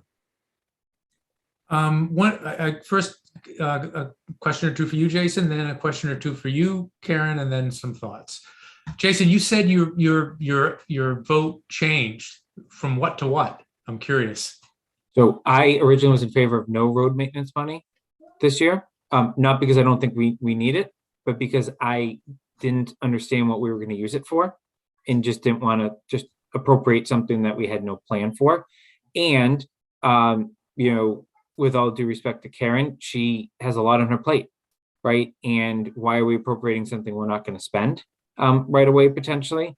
And, you know, capital planning has certainly floated the idea of doing a much bigger project, you know, related to roads in like a one-time bond, like authorize X number of $1 million, right? And I think that's something we want to continue to discuss to get caught up, right? And you could spread that cost if you bond it over a longer period of time. And we think that conversation is ripe, not for now, because we need to let Karen continue to have enough money to do another road maintenance contract this summer. But once we figure out where ARPA lands in terms of if they're going to appropriate anything to roads and sidewalks and how that fits into everything else Karen has on the list of deferred maintenance. Okay, so if correct me if I'm wrong, but once you saw the detail that existed for how the money was going to be spent, you were fine. Totally fine. Okay, so Karen, now to you. So the detail as to how you're going to spend the money exists. Yes. Okay, so I guess, you know, the little guy sitting over my, what is that, my left shoulder? That's my right shoulder, left shoulder here. That's Alexander Hamilton. And it's funny. I don't think that, I guess Alexander and I don't think that capital planning is the right board for this. I just think that, I actually think it's a problem with some stuff that's going on with Southborough boards, committees, et cetera, generally. And that is, we're not staying within our guardrails. And I think capital planning, and I think comments I've made will bear this out. I think you folks have done an incredible job. I just think that this blurs your responsibility. If you have responsibility for having a hearing on the detail that already exists and explaining that to the public, I just don't think that's your function. If people disagree, that's fine. But again, I just, you know, it's kind of weird, but you know, separation of powers, even in a little place like Southborough, is important, because otherwise there aren't, in the same way for transparency for how a decision is being made, transparency is who's got responsibility for the decision. I actually think the responsibility for this decision is with the Board of Selectmen. And I think the responsibility for having Karen come in, quite frankly, as she does. I mean, we don't make these determinations without seeing this detail. Now, and we've got the ability to ask for whatever level of granularity we want. It just strikes me that the ultimate decision maker in terms of, you know, signing off on the proposal is the Board of Selectmen, and therefore the board that should have the responsibility. And I think it's a good idea to lay it out in as much detail and bring Karen's detail forward, you know, as broadly as possible. But I just think that the responsibility should be with the Board of Selectmen, the ultimate decision maker. Otherwise, it blurs. Capital planning makes a decision that it then recommends to the Board of Selectmen. There might be some sort of. I just don't think that's. I don't think that's your function, quite frankly, Jason. And I think it is our function. So that's my view. I don't think you guys should be involved other than what you're currently doing, which is deciding that from a capital standpoint, this is the amount of money that based on the granularity and the presentation made to you, that makes sense for you to recommend as an overall number. And then in terms of educating, transparency, whatever you want to say, that responsibility resides with the ultimate decision maker in this area, which is the Board of Selectmen. That's my view and his view. It's just me, or can anyone not see what's over Marty's shoulder? Yeah, he's hiding back there, I think. Oh, yeah, there you go. Because you were in front of it. But Marty, look, capital planning does not want another thing to do. We were just offering a public forum to allow Karen to vet some things in advance of coming. You ultimately have to approve Chapter 90 money. That's not what we're talking about here. And you need to appropriate approve any bids that go out for public bids.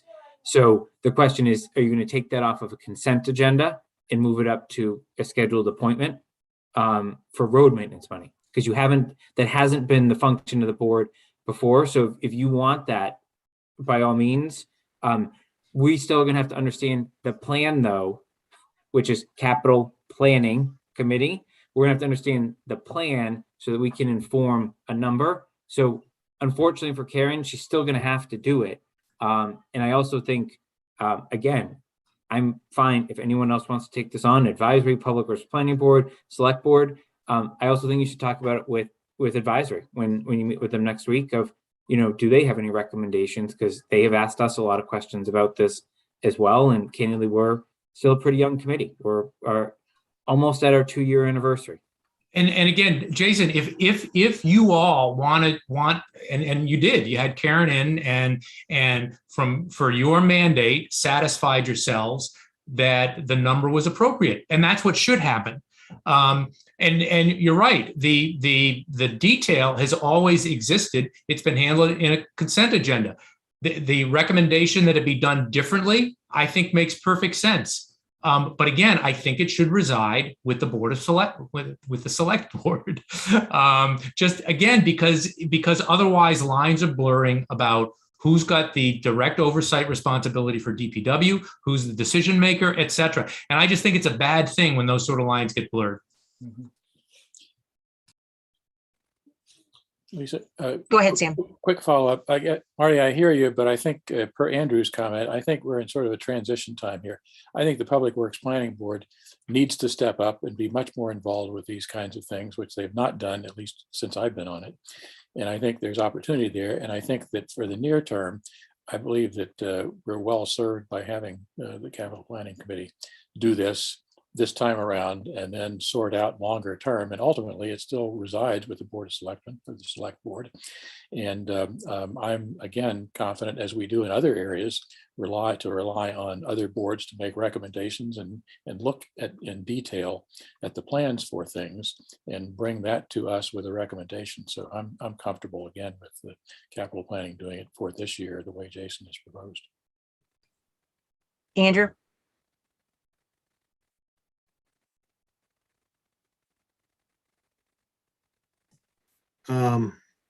Yeah, I still believe that I basically agree with Sam that for this year, Capital Planning Committee. Marty, I don't really disagree with much of you said, except the Capital Planning Committee is we are their appointing authority. So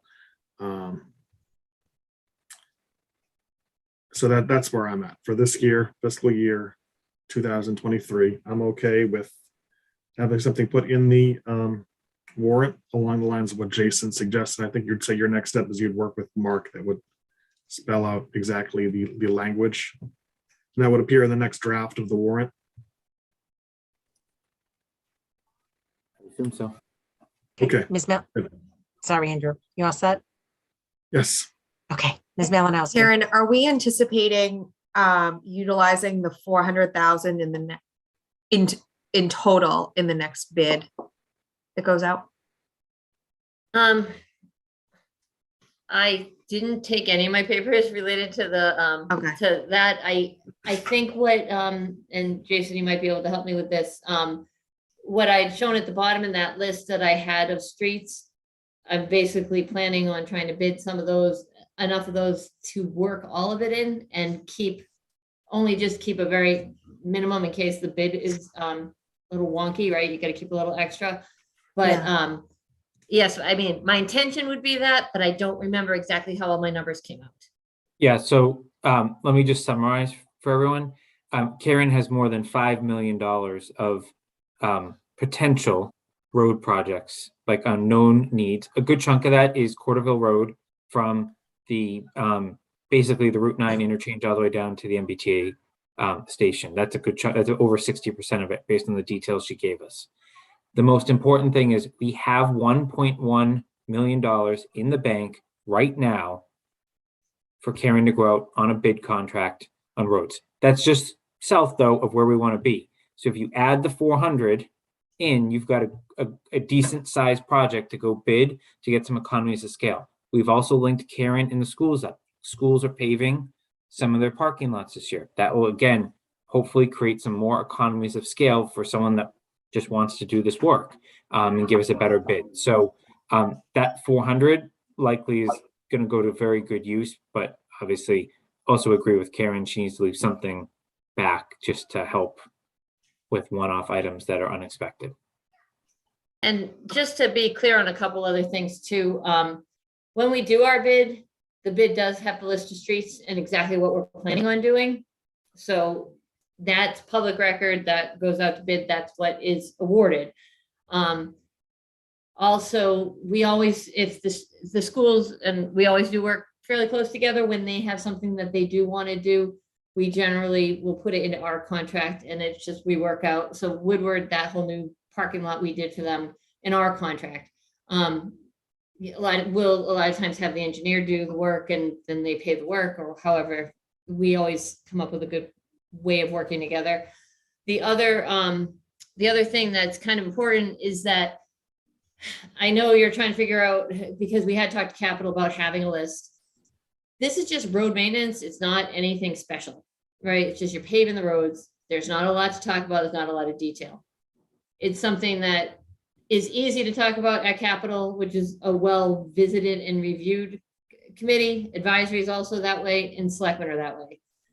I've tried to use Public Works Planning Board before for projects, and I send out letters to people to tell them what's happening. We did it for Main Street several times. We had a bunch of meetings and no one came, and you would have thought, and I mean, this is back, I know, Sam, it doesn't seem like it's been an active committee recently, but it used to always come when we had something.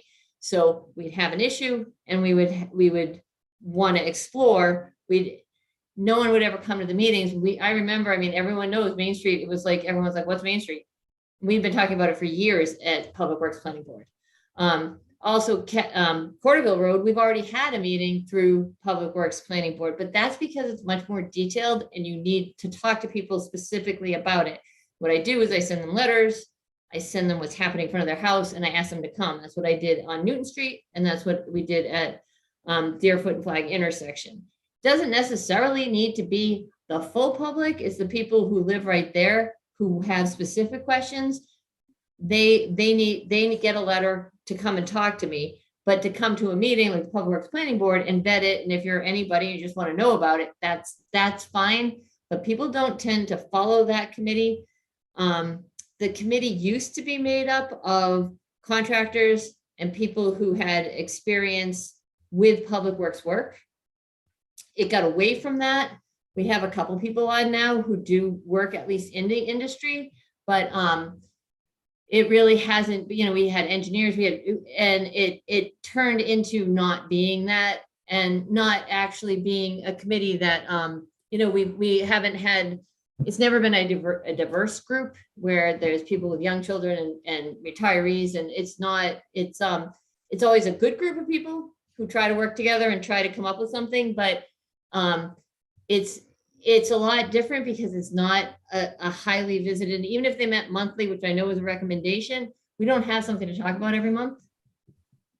Right? If we're not doing a project, if they're not weighing in on the day-to-day work of the public works, they're supposed to be advising the selectmen. That's actually the charge, is to advise the selectmen on public works matters. And if they had an incentive of their own, they wanted to look at, oh, we'd like to look at this, they can look at anything they want. But also that's something that the selectmen can direct to have looked at, like, by them, but it's not, it's not the way the committee has generally worked. It's usually on an issue basis. Okay, let's meet. We're going to talk about Porterville Road. We're going to talk about the water tank that went through that committee a ton, right? The water master plan, the last one, a lot of that stuff, it does get reviewed. It's not that the committee never meets, it's that they meet when there's something to talk about at depth and in detail.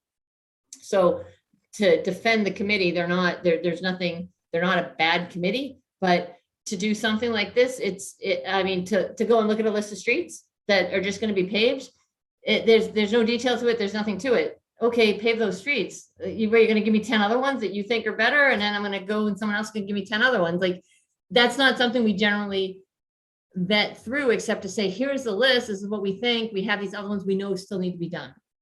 And that should be done at a meeting. I think that's a lot more well visited and rounded, and not specifically people who are looking to try to create a problem. All right, Chelsea, did that answer? Yeah, I'm good. I would be in favor of trying it with capital planning for this year. For this year, okay. And I would as well, just specifically for this year. I think we need to come up with, you know, a better path. And I think it's a good discussion with advisory as well, Andrew. And I think Public Works Planning Board, as you said, seems to be an avenue that we should be also pursuing, though it doesn't necessarily fall under us. They advise us, but I also agree, Marty, ultimately it's our decision. So I agree with that as well. So any final thoughts, Marty? The guy over your shoulder didn't help you on this one. He and I are fine. Okay. All right. So I don't know, Mark, do we need to actually take a vote on this? Or I think it's pretty clear that working with Jason to craft this for this year is the path that we choose. I mean, the intention is going to be, you know, and having had capital vet all of the capital items and everything, it only makes sense to work with Mr. Malinowski or one of the other designees from the committee to, you know, to put together the summaries and just kind of give a broad brush of what each item is, and if there's any, you know, mitigating circumstances, as we discussed tonight, that need to be mentioned, just so town meeting's aware of what's going on with each of the items. Okay, so vote's not necessarily required. The path is clear. Okay, perfect. Thank you. All right, so Karen, I think that's it for you for tonight. Thank you for coming, for giving us a lot of information, and hopefully we're finding a path forward for you as well. But as always, we appreciate it. Thank you. Jason, we're going to have you hang around. We're going to bring over for our next discussion of the proposed senior center expansion.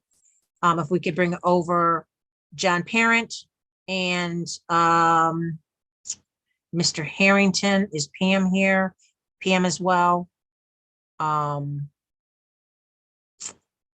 Chelsea, I believe it was you that asked for everybody to come in to kind of talk a little bit about the project. I don't know necessarily that we need a presentation. I'm sure everybody's pretty familiar with this.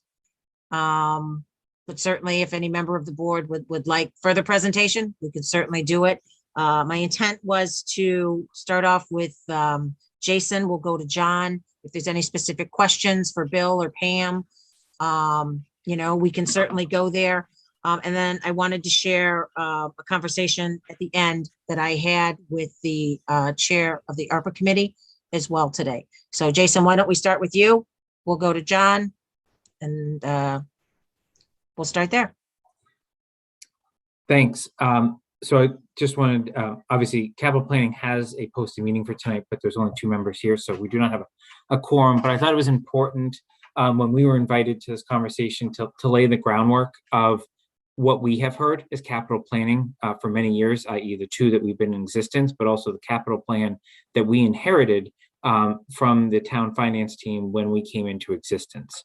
And one thing that has remained consistent across all discussions of capital planning, even as we've had members change in and out, has been that this project that you are going to be discussing is, if not the most deferred, one of the most deferred capital items that has been in the plan.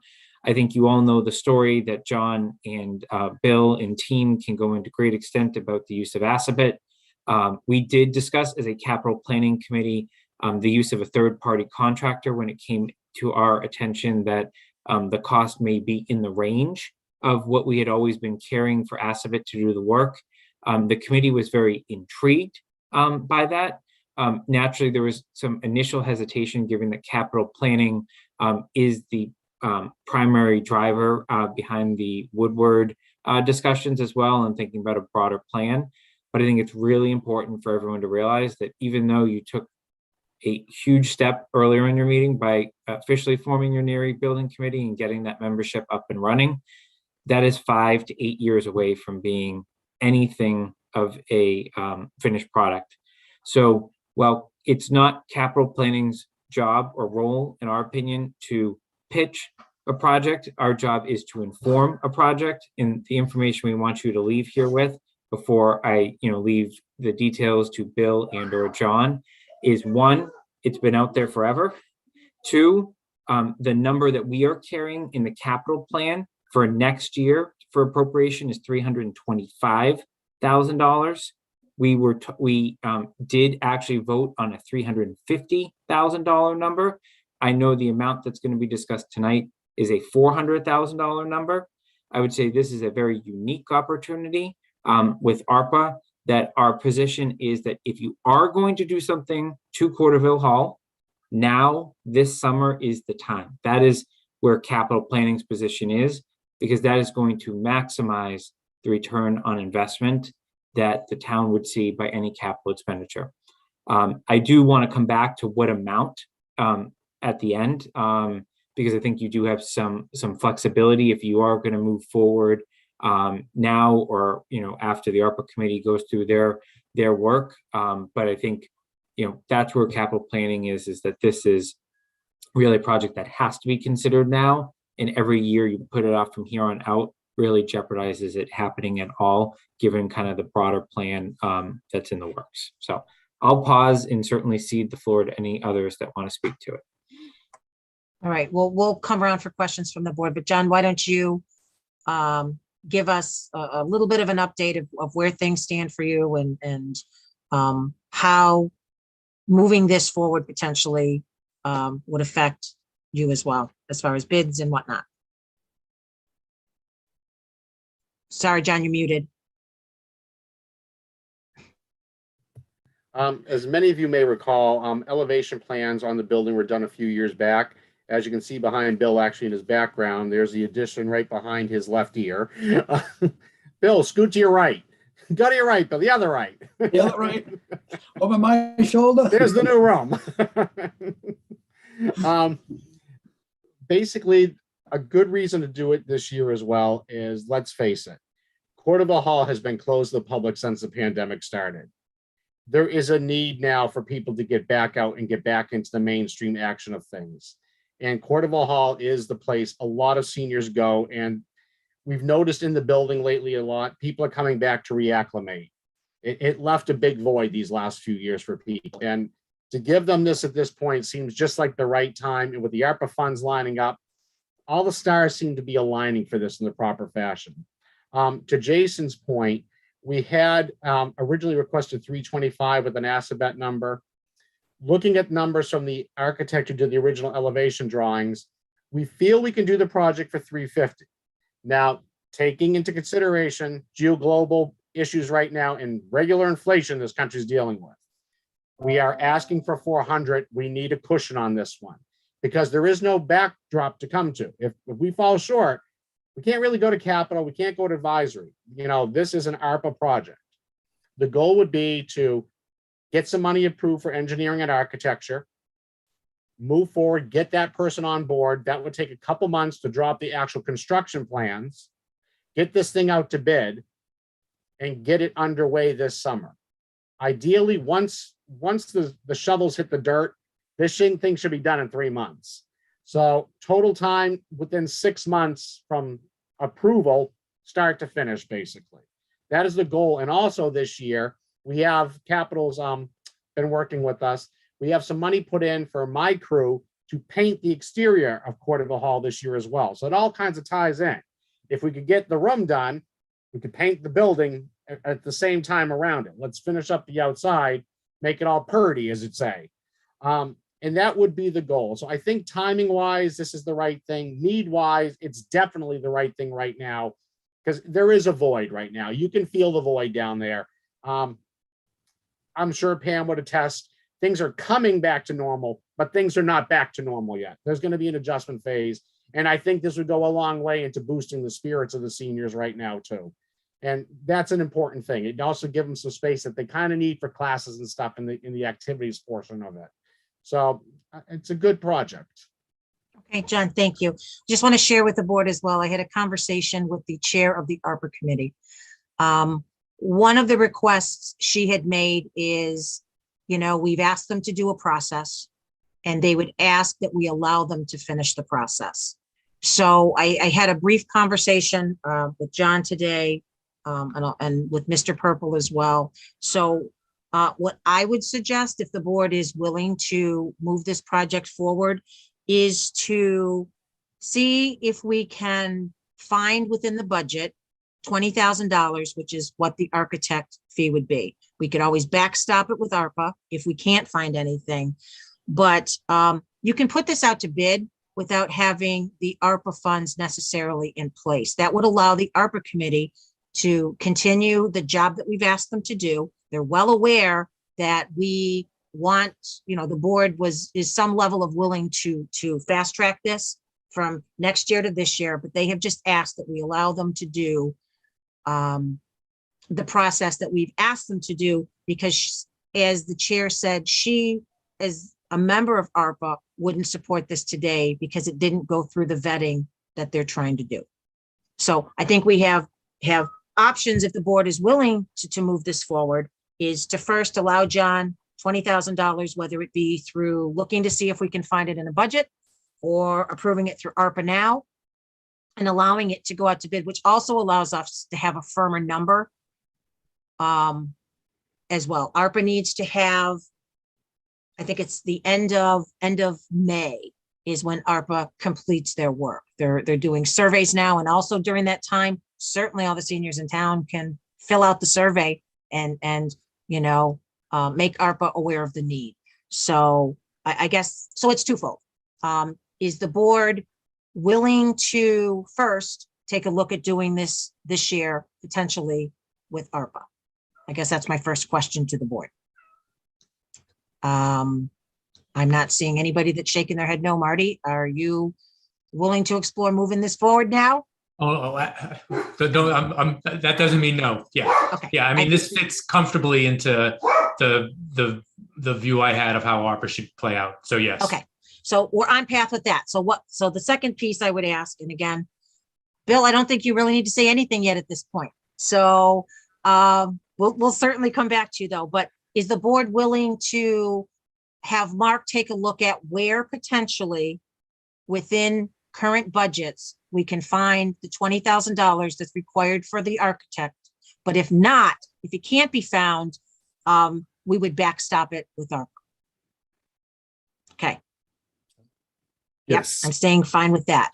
And then that would also allow, once that's done, allowing it to go out to bid, we would be obviously awarding any bids. And it would also allow, Jason, I'll come to you in just 2 seconds. That would allow the ARPA committee to finish the due diligence that they need to do.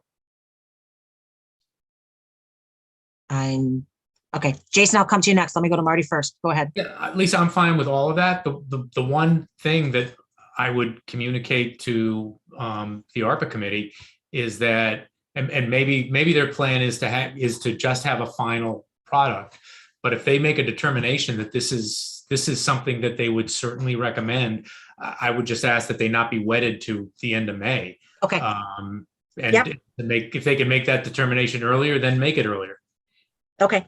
I think that their goal, Marty, is to get the survey done, see where it comes back with the public. And again, I think that's a great opportunity for our seniors to make sure that your voice gets heard through the survey from ARPA as well. So, okay, Jason, go ahead. Lisa, I appreciate what you're trying to do there. And you're obviously trying to thread a very delicate needle with that proposition. This is a personal opinion, and I think it goes against how we vet all capital items in town. I think with that plan, you're now appropriating general fund taxes that we all pay that would otherwise have been going to free cash to fund an engineering study that was not voted on at town meeting. And I think you're setting a dangerous precedent for other capital projects in that manner. So I think my personal opinion, just hearing that, because I'd have to look at the exact wording of the capital policy too, is, we do look at funding and make a recommendation around funding. And I think if you're looking to get the engineering underway, it may be a compromise to appropriate the engineering out of ARPA now, as opposed to appropriating general fund that you told the taxpayers in a different budget existed. The only other way I could see you doing it with falling within the four corners is reserve fund. And as a prior advisory member, there's obviously very different views on what a reserve fund really is for. And I think you all know it's under, it's had a rough year so far in terms of what they've already had to approve. So I just wanted to raise that just from a pure overall capital perspective in terms of trying to thread this needle so delicately. Point well taken, Jason. Again, trying to think outside of the box, how we could move this along. Thoughts from the board? I don't disagree. And maybe we just make the decision instead of just backstopping it from ARPA that we just do it and be done, because that's within our authority to do. I think So we could take 20 grand out without much pain on the part of the ARPA committee. I'm very interested to see what they come up with, but I think it's important to keep this on track. okay, Andrew, That sounds sensible to me. Marty, That's fine. I think given the 2018 town meeting vote that I disagree with Jason. But I'm fine taking it out of ARPA. okay, Chelsea. Yeah, I'm fine with that. Okay, so there we go. Mark, we've just made it easier. We've taken a step away from you. So you guys can certainly move forward. Let's take an official vote. Do I have a motion to fund the architect for the proposed senior center expansion out of the ARPA monies? For 20 grand? 20 grand. Thank you, Sam. Appreciate it. So move. Second. Is there, okay, roll call. Mr. Dennington, Aye. Ms. Malinowski, Aye. Mr. Sagers, Aye. Ms. Malinowski. Did I say you already, Chelsea? You did. I Yeah. went out of order on my board. Haley, aye. Two Okay, votes. thank you. Thank you. And Braccio, aye. Okay. So we're good with that. So Bill, you didn't have to say a word. We're moving ahead. I would like to say a word. Well, you are certainly welcome to. Thank you. I gotta say, I really appreciate the support that you guys have given us for this project. We've been, as you all know, we've been working on this for over 2 years. We've had highs and lows, and this is now one of the highs, I guess. And just to reiterate, the seniors of this town have been more isolated than most of the people with this COVID. And to have this room, which we really need, where the seniors can come in and just sit down and chat with each other and read a paper or watch the TV, this would be a great thing that helps them get back on their feet and gets back in get their social life and get out of their houses. I just can't say enough how much myself and the whole Council on Aging appreciates the support that you guys have given us tonight. All right. Thank you, Bill. And thank you guys for coming out. We greatly appreciate it. And Thanks for also hanging around. One more big thank you to John, who's really been on our side through all this and really done a lot of help to make this thing move forward. I appreciate it, John, very much. Awesome. Bill, thank you so much. Pam, do you want to say something? I just want to thank everybody. Appreciate the support, and we're going to be busier than ever. We can just feel it in the air.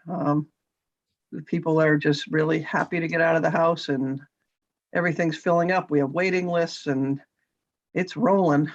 So thank you. This is going to mean a lot to a lot of people. So thank you. One other thing I'll add is Joyce had put into, she wondered where the survey was. Pam, we'll send you the link if you want to use your email resources, to get it out. I know it's been publicized on my Southborough. I think it's even on the town website. I want to say it's southborough.org, but don't quote me on that, but we'll get you a link to the surveys, because the town survey is also there as well. Thank you again. All right, folks. Thank you so much. Anything else for them? Good night. Good night, everybody. Night. Night. All right, warrant article discussions. This was based on the 3-7 draft. Can we bring Mr. Davis over, Recreation Revolving Fund? Ms. Malinowski, I believe that you requested them to come in for this one. I did. And the main reason was because Rec is doing so well with their programming that they're requesting to increase their revolving account expense line item, which is in the revolving account warrant article. It's Article 21, I believe. So right now, Tim, you can keep me honest here, it's 400,000 and Recreation is requesting 500,000. As a spending cap, correct? Yes. And we're definitely, and I know this was in our Q2 review, the rec revolving account detail, but we're definitely, I think we'll be okay for this fiscal year. But I think we're getting close to bumping up against that as Tim and team have been increasing their programs and have been pretty successful with selling out of, if not all, most of the sessions for kind of everything across the board. So Tim, I don't know if you have anything else you want to add to that. Yeah, it's just that, I mean, this is a direct reflection of, I think, Joe, our programmer, and I think the momentum that we've been picking up over the last, 2, 3, 4 years when it comes to programming. As Ms. Malinowski just mentioned, our summer is 100% sold out already. 7 weeks of summer camp, we sold out in 36 hours. It was mind-boggling. And then, we've had a couple other summer programs around our sports companies that have always come in. Those have sold out. We've expanded, we've added extra weeks, and we're continuing to add programs week by week and as the seasons go. So this is just a reflection of, anytime I've had to come in front of any selectman in any town to request this, it's just a sign we're doing well. So, and just with purchases coming down the line with, expansion of community events as well, movies, concerts, summer nights, Heritage Day, the Halloween event, the more we're doing, the more it costs. And it's just a reflection on my team and what we're doing. So we'd appreciate support of giving us a little more cushion so we can keep doing what we're doing. All right. Any questions, comments for Tim? Go ahead, Chelsea. So I have a question. I'm probably going to sound like a broken record because I think I ask this every time rec comes before us, but this kind of is a good segue. So given your success and hopefully expansion of more programs and more profit, is it feasible to add your program coordinator into the revolving account, given that's his primary role? I'll never be in favor of it, but I will say if we continue this down the path we're going and the numbers hold, then I think it is definitely in the conversation now that we're seeing the success that we were hoping for. Everything's paying off. So I think it's a conversation that could be had in another fiscal year for sure. So what about this fiscal year? The only hesitation I have is, yes, we're doing well, but we also lost, 2 to 3 sessions of after school programs as we were coming out of COVID. So I would be more inclined to make a more solid recommendation on it, knowing that we are having the program output that we were having, but over the span of 5 solid sessions, because, after school is what really drives it. Yes, we do, we make a chunk over the summer, but after school is really where the bread and butter is. So if we can see and be confident with our revamp schedule and our revamp programs that they hold, especially in the fall. And then obviously we saw success this spring. I think I would be more comfortable waiting off till the next budget cycle to discuss that or make a more confident recommendation. But so as a compromise, would you flip your part-time person into the operating budget and your full-timer into the revolving account? Yeah, as a compromise. It's small potatoes, I think, comparison, but it would alleviate some strain. Okay, that would be great if we could do that for this fiscal year. Thank you. Go ahead, Marty. Yeah, Tim, it's good news, bad news. I mean, the good news is you sold out in 36 hours. The bad news is presumably if you needed, wanted to put together a waiting list, and maybe you do, I mean, there are and I would have been in this category of not being in those first 36 hours. I mean, there are some kids who are going to miss out. Is the cap a function of space? Is it a function of personnel? Is it a combination? And is there something we should be thinking about so that, next summer that the capacity is more? And so, it takes 48 hours instead of 36 hours to sell out. It's a little mixture of both. I mean, so we stick within ratios as a licensed camp. So we set our ratios and our limit of, so talking summer specifically, based on the staff that we have. So we based it on the staff that we had last year. That number dictates how many kids we can take. I will say, as we're going through the process, we're actively hiring now. We just opened a whole slew of seats because we felt comfortable with it, and we're going to continue doing that if we can. Because yes, we have wait lists. Our wait lists are 30 plus deep every single week. So the demand is there. So if it comes down to personnel, it comes down to staff. If we are confident and comfortable with the number, we'll take them. Our camp is primarily outside, so space isn't necessarily an issue. The schools are very generous if it rains and giving us the space inside. So it's more personnel and staying within the limits of our license for camp comfortably than it is space, physical space. Go ahead. Go ahead, Sam. Question for you. Do you restrict these programs to Southborough residents only, or do we have people outside of Southborough who? No, we do open them to non-residents. The numbers that we just pulled them actually last week just to see. We're about 10% non-resident. And if I'm being frank, a lot of the non-residents are staff of the town who work in town. So it is overwhelmingly residents of our programs. I was wondering if there's opportunity for pricing differential for if we had programs that you fill up mostly with people who aren't residents to bump the prices up for that to generate more revenue for space we can't sell to local residents who I think ought to get preferential pricing. Yeah, we've actually had that conversation, especially after this season. I think if we see our percentages grow dramatically to non-resident, I think it would become more of a serious conversation to have. But it is something we're aware of. But for 10% and mostly town staff, doesn't sound like that's worth it. So okay, thanks. Right now, Mr. Dennington, anything? Nope. Although I definitely am very aware of the selling out in only 30 something 24 hours. So yeah, there's some good sides and some very negative sides to that. So but I don't have any other questions. Thanks. Sorry, I think as far as this item goes, that's great. So Tim, you're gonna just to be clear, based on Ms. Malinowski's comments, just so the board is clear, you're gonna flip the part-timer back in the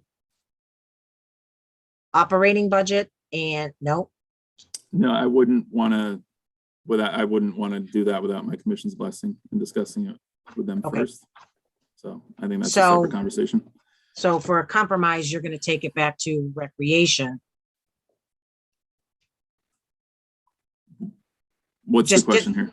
Sorry. Well, no. So there was a compromise, I thought, between you and Chelsea that you would flip and Chelsea, correct me if I'm wrong, the part-time person into the operating budget and your coordinator into the revolving fund.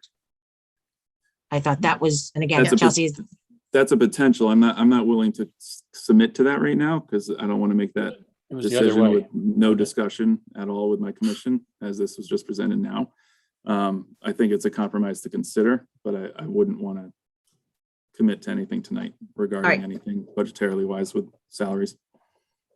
Okay. So Sam, you think it was the other way? Whatever the least expensive one was, I'm not sure if that's the right one. The least expensive is in the revolving account now. Okay. So my suggestion is the program coordinator does all the work for what's going into the revolving account. Oh, okay. I didn't understand. Sorry. Oh, that's okay. All right. So Tim, you're going to take that back and when is recreation meeting next? April 12th, the week before our break. We just had a meeting. I was just on when I jumped over here. early April, so I can get that Okay. on. Okay. And I think having gone through signing up for programs, et cetera, I fall into the percentage that got bumped out by the 10%. So I think, if we're going to have taxpayer dollars pay for rec staff, then I think we need to give some priority to residents before we open it up to non-residents, unless we're gonna be partially self-funded. And, so that's kind of where I'm coming from on this is that other towns are benefiting from our tax dollars. And you're doing well. And I think it's, encouraging that you have so many sellout programs. I mean, obviously they're popular. People are looking for that. It'd be nice if we, when we sell out of a session of something, if we have, and I'm not talking about necessarily about camp, but any other programs, you have a list of 20 on a wait list. Can we add another session?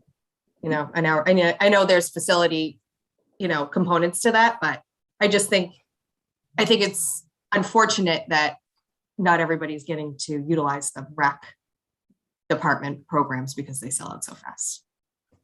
Not necessarily a bad thing, but like Marty said, it's double-edged. So All right. Thank you. I think we're good there for now. Tim, I know you came for the Mooney pickleball court, but I had a pleasant conversation that said that that's a CPC article. So it's CPC that should come and talk to us about it. So I'm going to table that for now. So we will thank you for coming and I will release you and we'll make the request of CPC to come and present that article. So not that I think there's going to be a whole lot of questions about it anyway. Pickleball is pretty popular right now. So, but again, thank you, Tim. Appreciate it. all right, good to see you all. Thank you. Thank you. Thanks, Tim. Next up, Article 27. I had mentioned this earlier. Mr. Haggerty has asked that we table this discussion. He's making some changes based on some feedback he's received. So I think a good time to discuss this is at a joint meeting with advisory. So we can all hear what Mr. Haggerty has to say and we can move forward at that point. So that brings us up to the noise bylaw. I don't know if everyone's had an opportunity. There was an updated draft that was put into the packet. I don't believe anyone from the noise bylaw is here. I just want to double check quick. Tim is here. Tim is here. Okay, can we bring Tim over? I don't know if Tim was ready to speak to this, but certainly happy to He has have his him. hand up, so I'm assuming he's ready to speak. Perfect. Hi, Tim. Welcome. Howdy. How are you guys doing tonight? Good. Thank you for coming. I know since you were last here, you guys had done some revisions. You had talked to council. Do you want to just touch a little bit on where you guys have fallen at this point on the noise bylaw? Yeah, I wasn't really prepared to speak, but I'm happy to jump in. Sure. We went to, we had council review it. So the draft you guys see, V9, has council's edits in it. We went to advisory last week. We had a joint meeting and we had some input there that we're going to be contributing to a version 10 that we are hoping to have done on Thursday this week. So the version you see is pretty close to where we think we're going to land. And we have some just minor cleanup, some continuity errors, so to speak, to take care of, and just to make sure we have logical language throughout the piece, as advisory pointed out a couple issues to consider. Great, Tim. Thank you. I will tell you, I'm sad to see that hooting is gone. I appreciated the hooting and hollering. We couldn't define hoot, so we decided that it was best not to have that section pointed out. All right. Well, that brought me great laughter and great joy. So I appreciate that. So we'll open it up if the board has any questions. I know, like you said, there's a newer version coming, but if anyone has any questions and comments on this one, we'll start with Mr. Dennington. Is it fair to say that now it really is, it looks like it's mostly, and it's now an hours-based approach mostly? Because, for example, one of the things we talked about at the last meeting was the leaf blower provision, right? So that's now out. It's the core of it now is it's an hours-based system. Yeah, that's a pretty fair assumption to make. The only piece in there that still has any kind of legitimacy in a decibel format is the informational section at the very end. That is where we moved that section to, and it's something that the Board of Health already has purview to enforce. So its inclusion is strictly informational in this nature. But you are correct that our expectation for simplicity and for the town's folks' ability to read it and understand it and interpret it is to really keep it simple, keep it with an hours-based approach with real simple items that are allowed and not allowed. So it's easily understood. Okay, thanks. Ms. Malinowski. I don't have any questions right now. Thank you. Mr. Healy. No, I'm good as well. It got shorter, so in my view, it got better. Sorry, great. Sam? I'm okay for now, interested to see what the next draft has, but I think they continue to make great progress with this. And again, there will be people who are not happy with various parts of this, but I think it remains critical to actually get something in front of town meeting that's a reasonable compromise. And I think the committee's done good work to reach that point. So I think we keep going and move on to a town meeting here. Thanks. Great. I agree with Sam. Tim, please take our thanks once again back to the committee. I know you guys have done a ton of work. You know, we've all had the opportunity to watch the meetings, and, you know, you guys have been on a pretty accelerated schedule. So again, please share our thanks with everybody. We look forward to version 10, and hopefully version 10 is the final version. So thank you. Absolutely. Thank you very much. All right. Thank you. All right. Next up is the CPA transfer, fund transfer. That article is going to be pulled from the warrant based on a conversation that was had under the Affordable Housing Trust tonight in the letter that's being sent. So at this time, Mr. Purple, if we could pull that from the warrant, which leads us into budget update. Ms. Malinowski, I'm going to turn this over to you, but if you could address Karen's fuel budget article first. She references the snow budget, so I am going to leave the room until the fuel piece is done. Thank you. Okay, thank you. And can we bring Mr. Ballantyne over, please? So we can deal with the fuel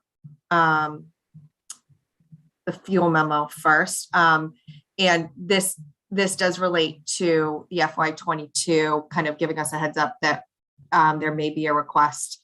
Hi, Brian, how are you? There may be a request to do a reserve fund transfer for this year. But she may be able to cover it in her budget, which leads us to the FY23 budget for fuel. The current budget, and Brian, keep me honest here, does not include a fuel increase based on Karen's original proposal, but it probably should based on kind of the uncertainty right now around fuel. Is that correct? That's correct. Yes. Okay. And this is one of the line items that's included in the snow and ice budget, correct? Correct. Yes. Okay. So, so I guess, does anybody have any feedback on that, or are we okay with Karen revising her budget hopefully this week to increase the FY23? Okay, so Brian, if you can get back to Karen on that. Just a great quick comment. Sorry. Go ahead. I agree that we should do it because it's not really something which is unanticipated that fuel prices are going to be much higher. Mm-hmm. Just so the number that Karen had in her memo was $28,000, and that's the overall increase. So that is gonna, and I guess Brian can speak to this, that's gonna put us up against that 5% with the shift, right? Which had been kind of a target that we had been setting. I'm not saying I'm against it. I'm just noting doing this may have that effect. It'll put it a little closer, yes. But there's some other items that might go the other way in the next few weeks too. So. Okay. That's less than 0.1%, though, I think. Yeah, it's not going to cross Okay. it, but it'll just put it a little closer. Okay, thanks. Okay. Mark, can you just ask Lisa to come back, please? Thank you. Okay. And if we can just move on to Brian's FY23 budget memo. So Brian, Carla, Mark, and I spent a couple hours, I don't remember if it was last week or the week before, on some of the, hi Lisa, on some of the budget items. And I just wanted to briefly touch on what we changed, just to make sure that this board was okay with the changes.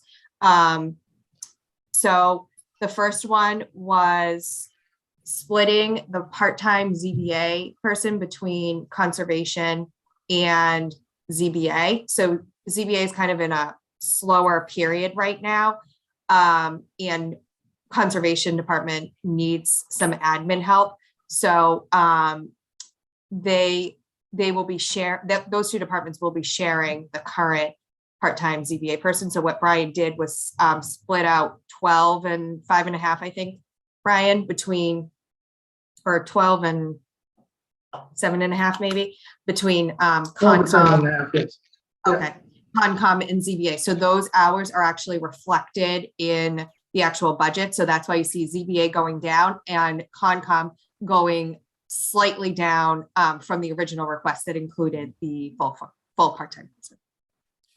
And Chelsea, that's 12 for Concom and 7.5 for ZBA.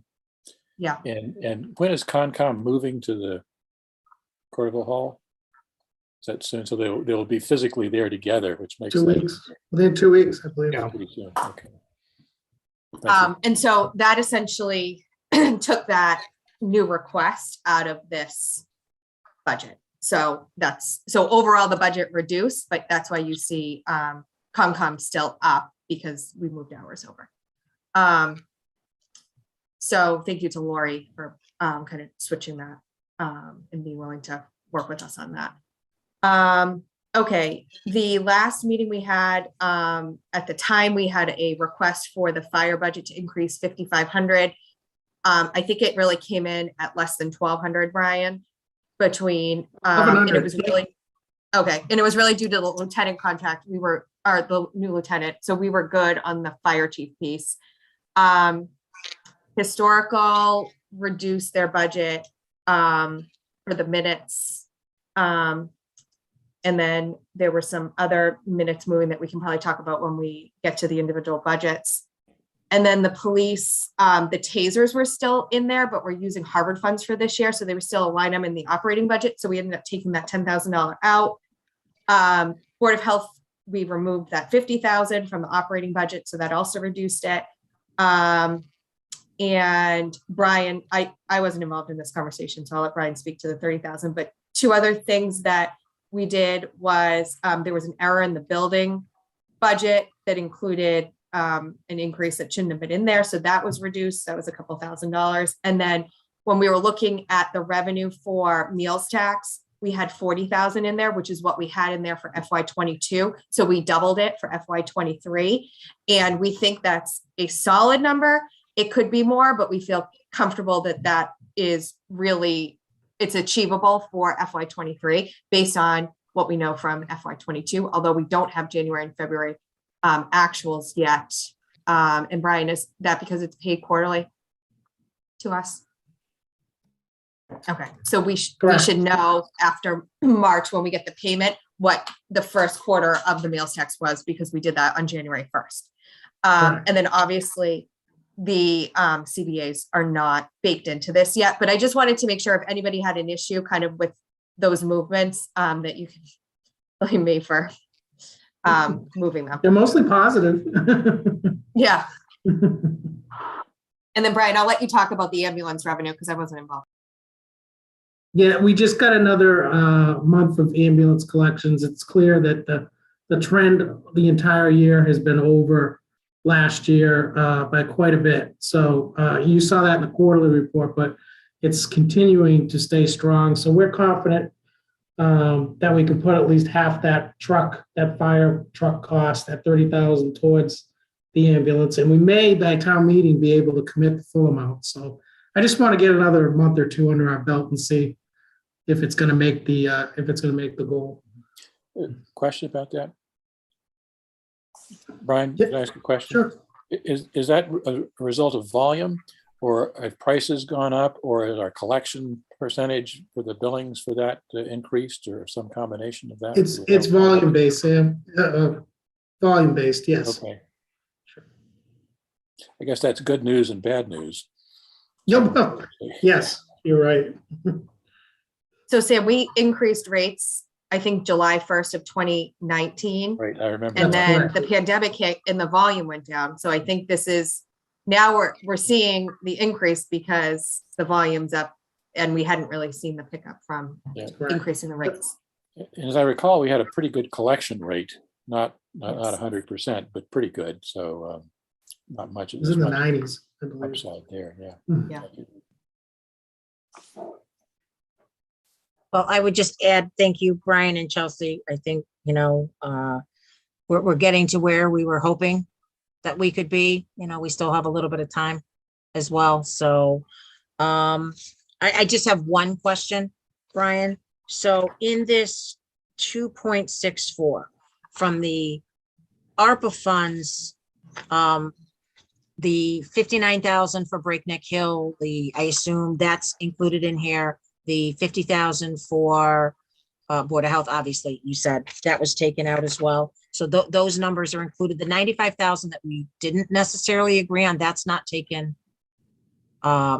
included in, it's taken out?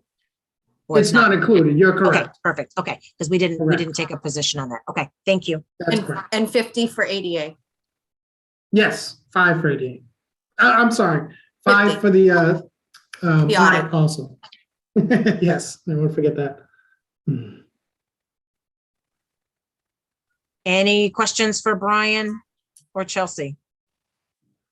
I think this piece was the simple piece. Okay, Brian, thank you. Thank you for hanging around. We, as always, appreciate it. All right, that takes us to Chairman's report. I just wanted to acknowledge that 3 additional citizens petitions were certified and have been added to the warrant.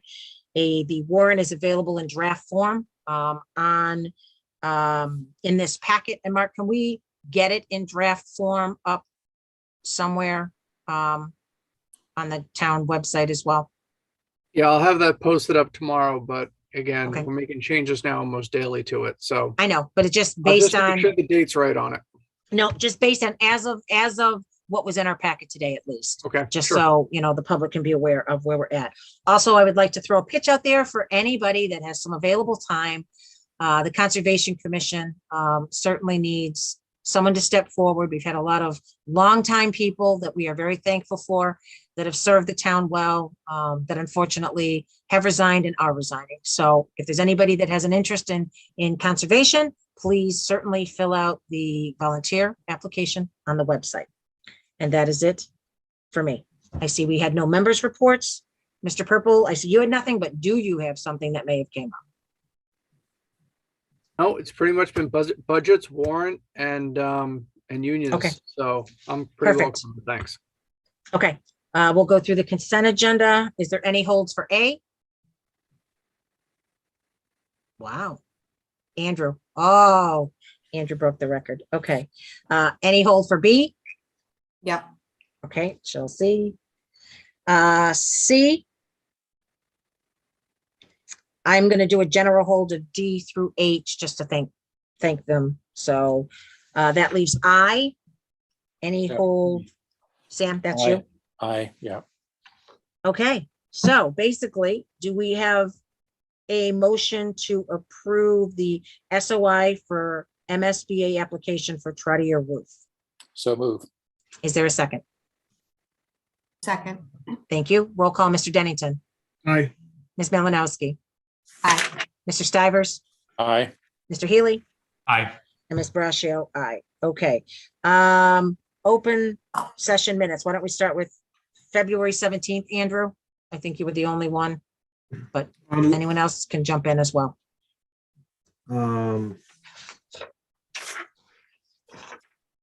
on line 129, where you see the word dollar after a million, you don't need dollar because there's a dollar sign.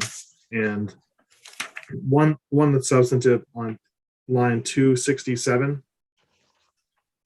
it's commenting on something I said. It should say, he observed that expenditures in the present budget is a 1.4% increase. Okay. Was That's that it, it. Andrew? Otherwise, as usual, we're very, very good. Okay. And you had nothing on February 17th? No. Okay. Any others? We'll just go around one more quick time.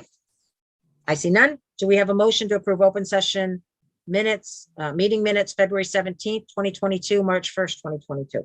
So moved. Is there a second? Thank you. Roll call. Mr. Dennington. Aye. Ms. Melanowski. Aye. Mr. Stivers. Aye. Mr. Healy. Aye. And Ms. Braccio. Aye. Great. So Chelsea, you held B. I did. I just want to abstain from I. Sorry, 2. Perfect. Okay. Any discussion? I see none. Do we have a motion to appoint the Neary Building Committee appointments, term ending 6/30/23 as presented? So move. Is there a second? Second. Thank you. Roll call. Mr. Dennington. Aye. Ms. Melanowski. Abstain. Abstain. Thank you. Mr. Stivers. Aye. Mr. Healy. Aye. Ms. Braccio. Aye. Thank you. Lisa? Yes, Andrew, sorry. So there's still 2 more at-large positions on the committee that we're looking for, right? Yes. Yep. Okay. Thank you. Good point, Andrew. I held D, E, F, G, and H. I just wanted to thank the volunteers that have given their time, quite a bit of time between all of them, and wish them well, but we're sorry to see them go. But again, also appreciate all of the time they've dedicated to the town. So to that end, should we be posting for trying to get new volunteers on the Cultural Arts Council? Because that's a lot of people coming off at one point. I looked at again, not as familiar with this particular group, but we appointed someone at the last meeting. We did. On the website, lists 3 people. So that's now 4. And how many vacancies are there then on that? There would then be 3. Okay. I believe 3, Andrew, but no, we'll certainly, Mr. Purple, if we can get that out on social media and, we can share that as well, Andrew. Very good point. Okay, thanks. That being said, do we have a motion to accept consent agenda items D, E, F, G, and H? So move. Is there a second? Second. Thank you. Mr. Dennington. Aye. Ms. Melanowski. Aye. Mr. Stivers. Aye. Mr. Healy. Aye. And Ms. Braccio. Aye. Okay, Sam, that leads you to I, the executive session minutes. Do you have changes that we need to do this in executive? Yes, probably do. Okay, So- fine. We'll put it on for the next meeting. Okay, thank you. Thank you. Can you forward your changes over to Mr. Purple? Yes. And we can get them incorporated as well, Sam. Okay, thank you. Yeah. Lisa, Yes, Andrew. can we take a brief break before we move on to other matters? Absolutely. We'll Okay. take a 5-minute, we'll say 5, Andrew. If we're back sooner, that's great. Okay.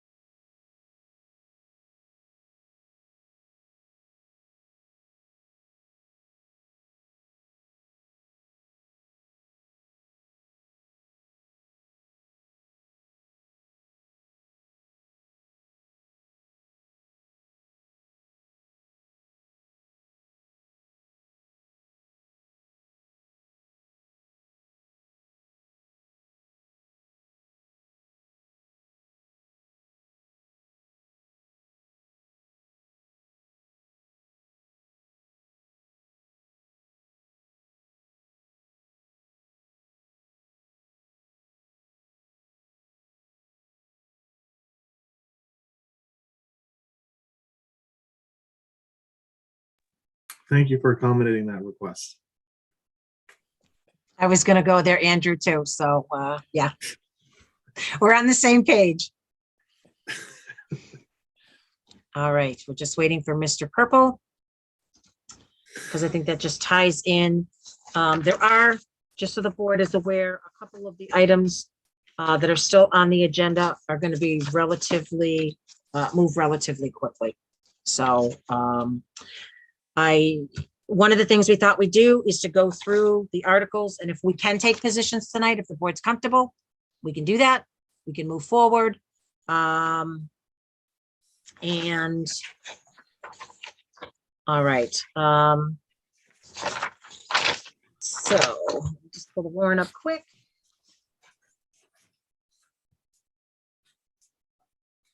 Okay. Lisa, here, are you going to just really focus on some of the most plain vanilla? I'm going to flip through them, Andrew, because again, I think I know the ones that we're not ready to take a position on tonight. So I think obviously, number one, to hear reports. I think the board is going to be supportive of that. So we'll just do a quick roll call vote. Looks like everybody's ready to take a position on that. Andrew? Aye. Do Chelsea? you need a motion first? Aye. That's going to slow this whole thing down. Sorry. Hey, do you want to do it the way, Okay, one consolidated roll thing, roll call. Yeah, that's what I'm thinking. Okay, so let's go through and then we'll make one motion. How's that? Good Okay. idea. So one, we seem supportive of, accept monies from contributors. Put it this way, if anybody has an issue, say I have an issue. Otherwise, I'm just going to steamroll through these. How's that? Borrowing authorization. I have an issue. Okay, so that's. Well, I think it should say July 1st, 2022. Yeah. Mark's shaking his head yes. Okay, with that change. Okay.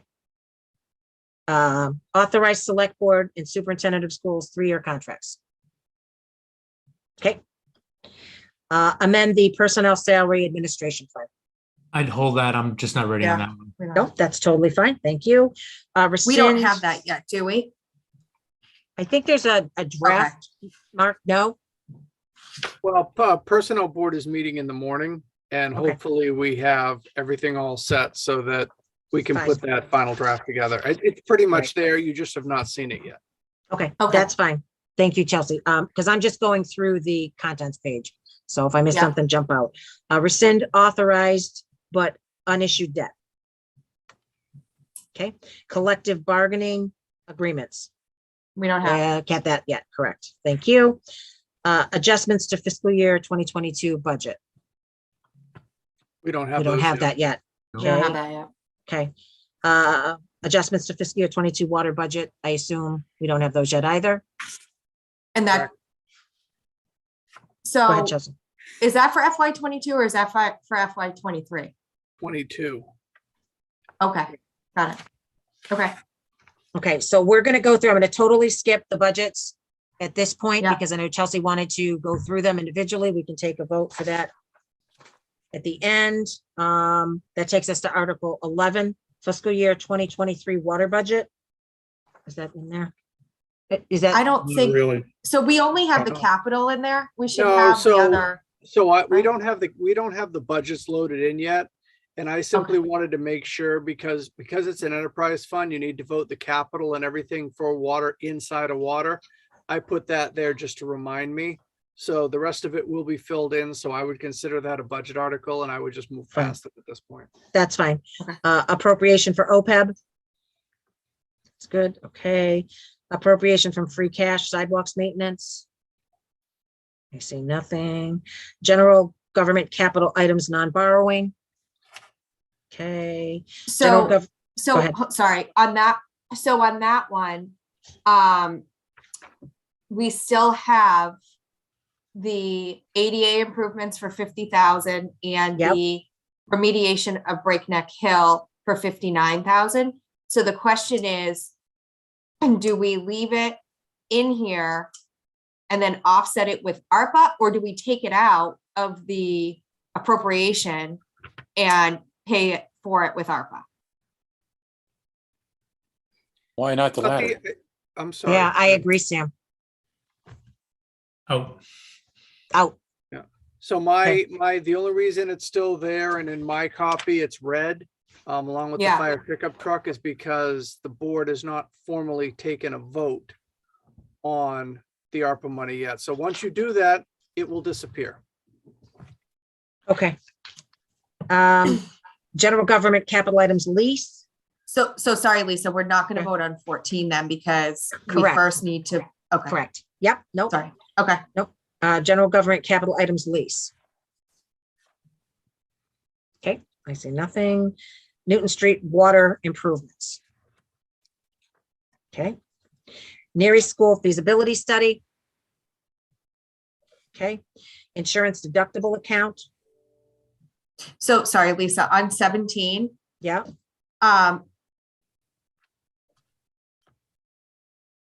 Do we want to hear any more about the total dollar figure and where that came from before we take a position on it? Or are we good with that?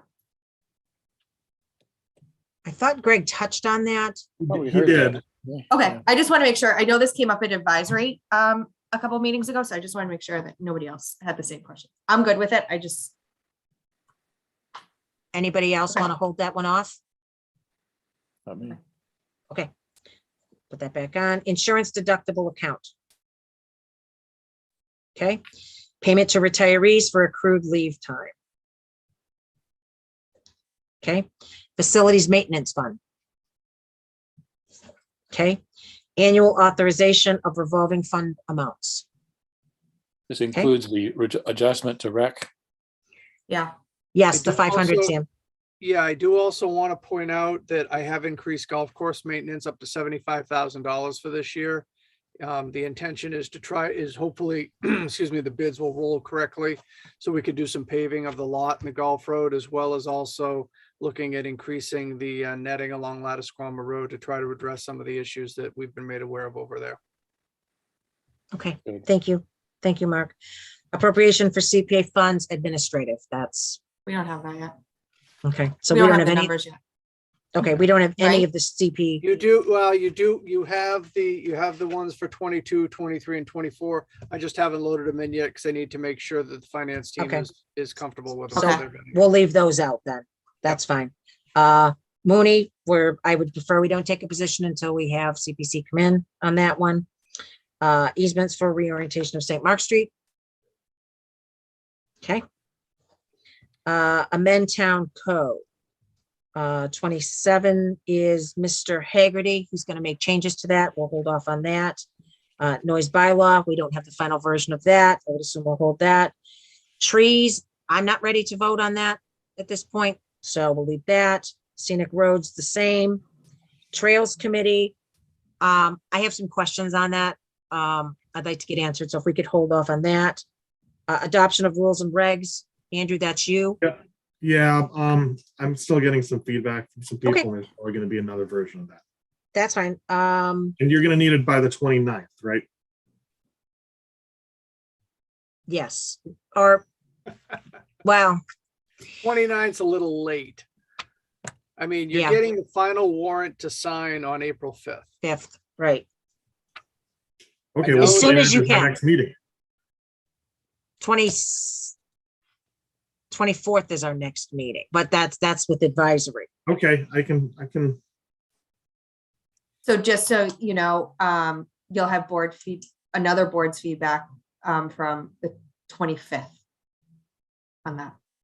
On Andrews? So board, Okay, got yes, it. Board Okay. of Health is meeting Okay. on the 25th on Andrews. Yeah. Fine. Okay, so then let's shoot for the 29th then. Okay. Capital improvement and capital improvement and planning committee. Oy vey. Okay. I think we're good there. The stabilization fund, I don't know if anybody's ready to take a position on that yet. Nope. Okay. Amend prior, so 35 is going away. And then the citizens petitions, we haven't had anybody come in, so I'm going to hold off on those as well, if the board is fine with that. So do we have a motion to take positions I'm assuming, I guess I should ask this question first. On the articles we talked about, I'm assuming there's no dissenting vote. That we agreed to move forward. Okay, fine. Do we have a motion to support Articles 1, 2, 3, 4, 6? Sam, are you trying to stop me? Sorry. Nope, I was just coughing. Okay. Sorry. Okay, I'm sorry. I could just see out of the corner of my eye. I apologize. 6, 10, we're going to come back to 12, 13, 15, 16, 17, 18, 19, 20, 21, 26, and 33. So move. Is there a second? Second. Thank you. Roll call. Mr. Dennington. Aye. Ms. Melanowski. Aye. Mr. Stivers. Aye. Mr. Healy. Aye. And Ms. Brascio, aye. Okay, so we made some good head ground on that.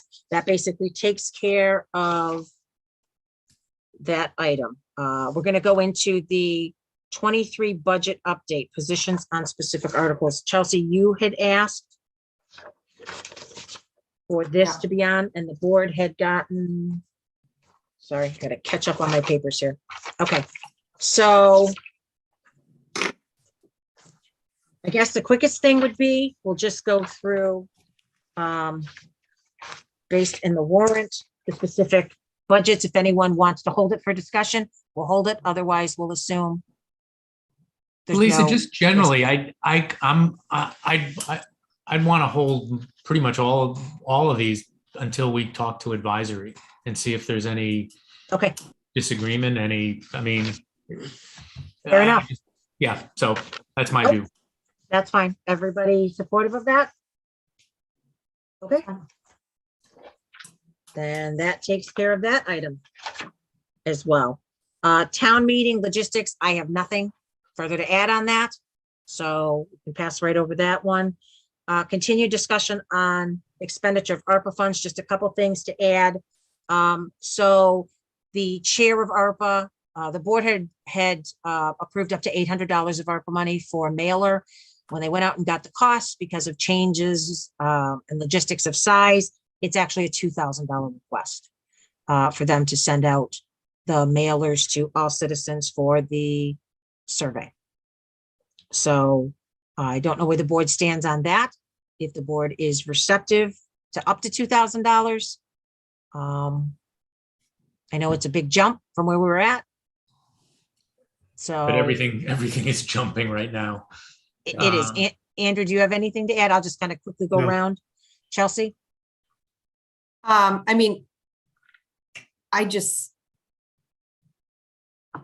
think it's, I guess I just don't know what the return's going to be on it. And I mean, I think we'd be better off just making sure people are aware of doing it rather than doing a mailer.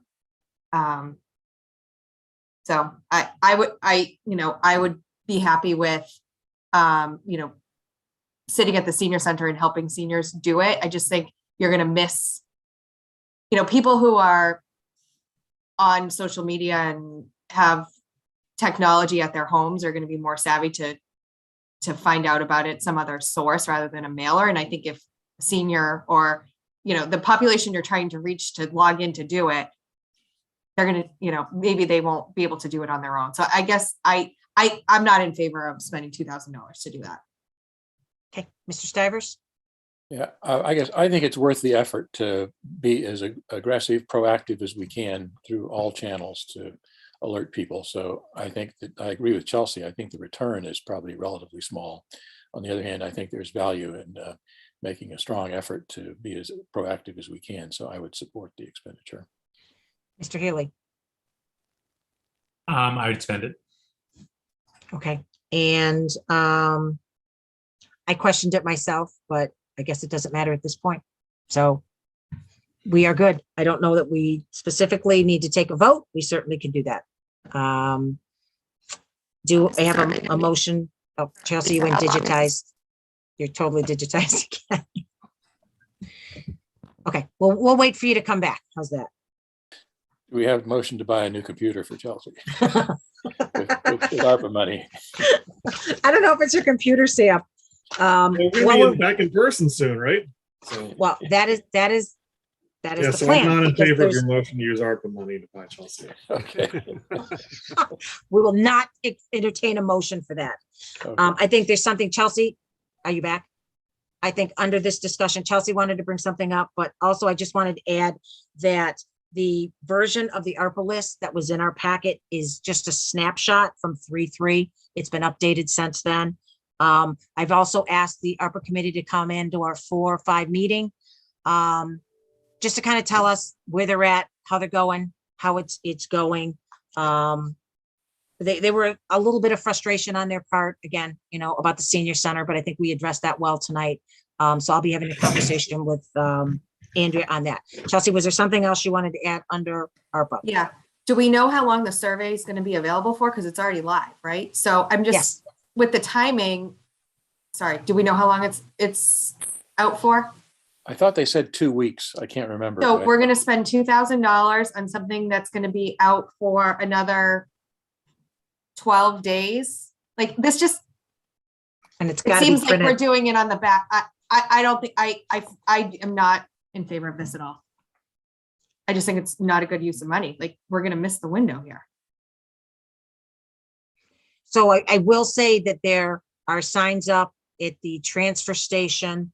I believe they're putting them in the electronic backpacks for the school. Through the senior center, obviously Pam's going to send out the link. Again, I'm not trying to change anybody's mind. I'm just trying to share some of the ways that this is getting out there as well. Through, I think my Southborough already has had it live. They did a thing. And Mark, didn't we tweet this already as well?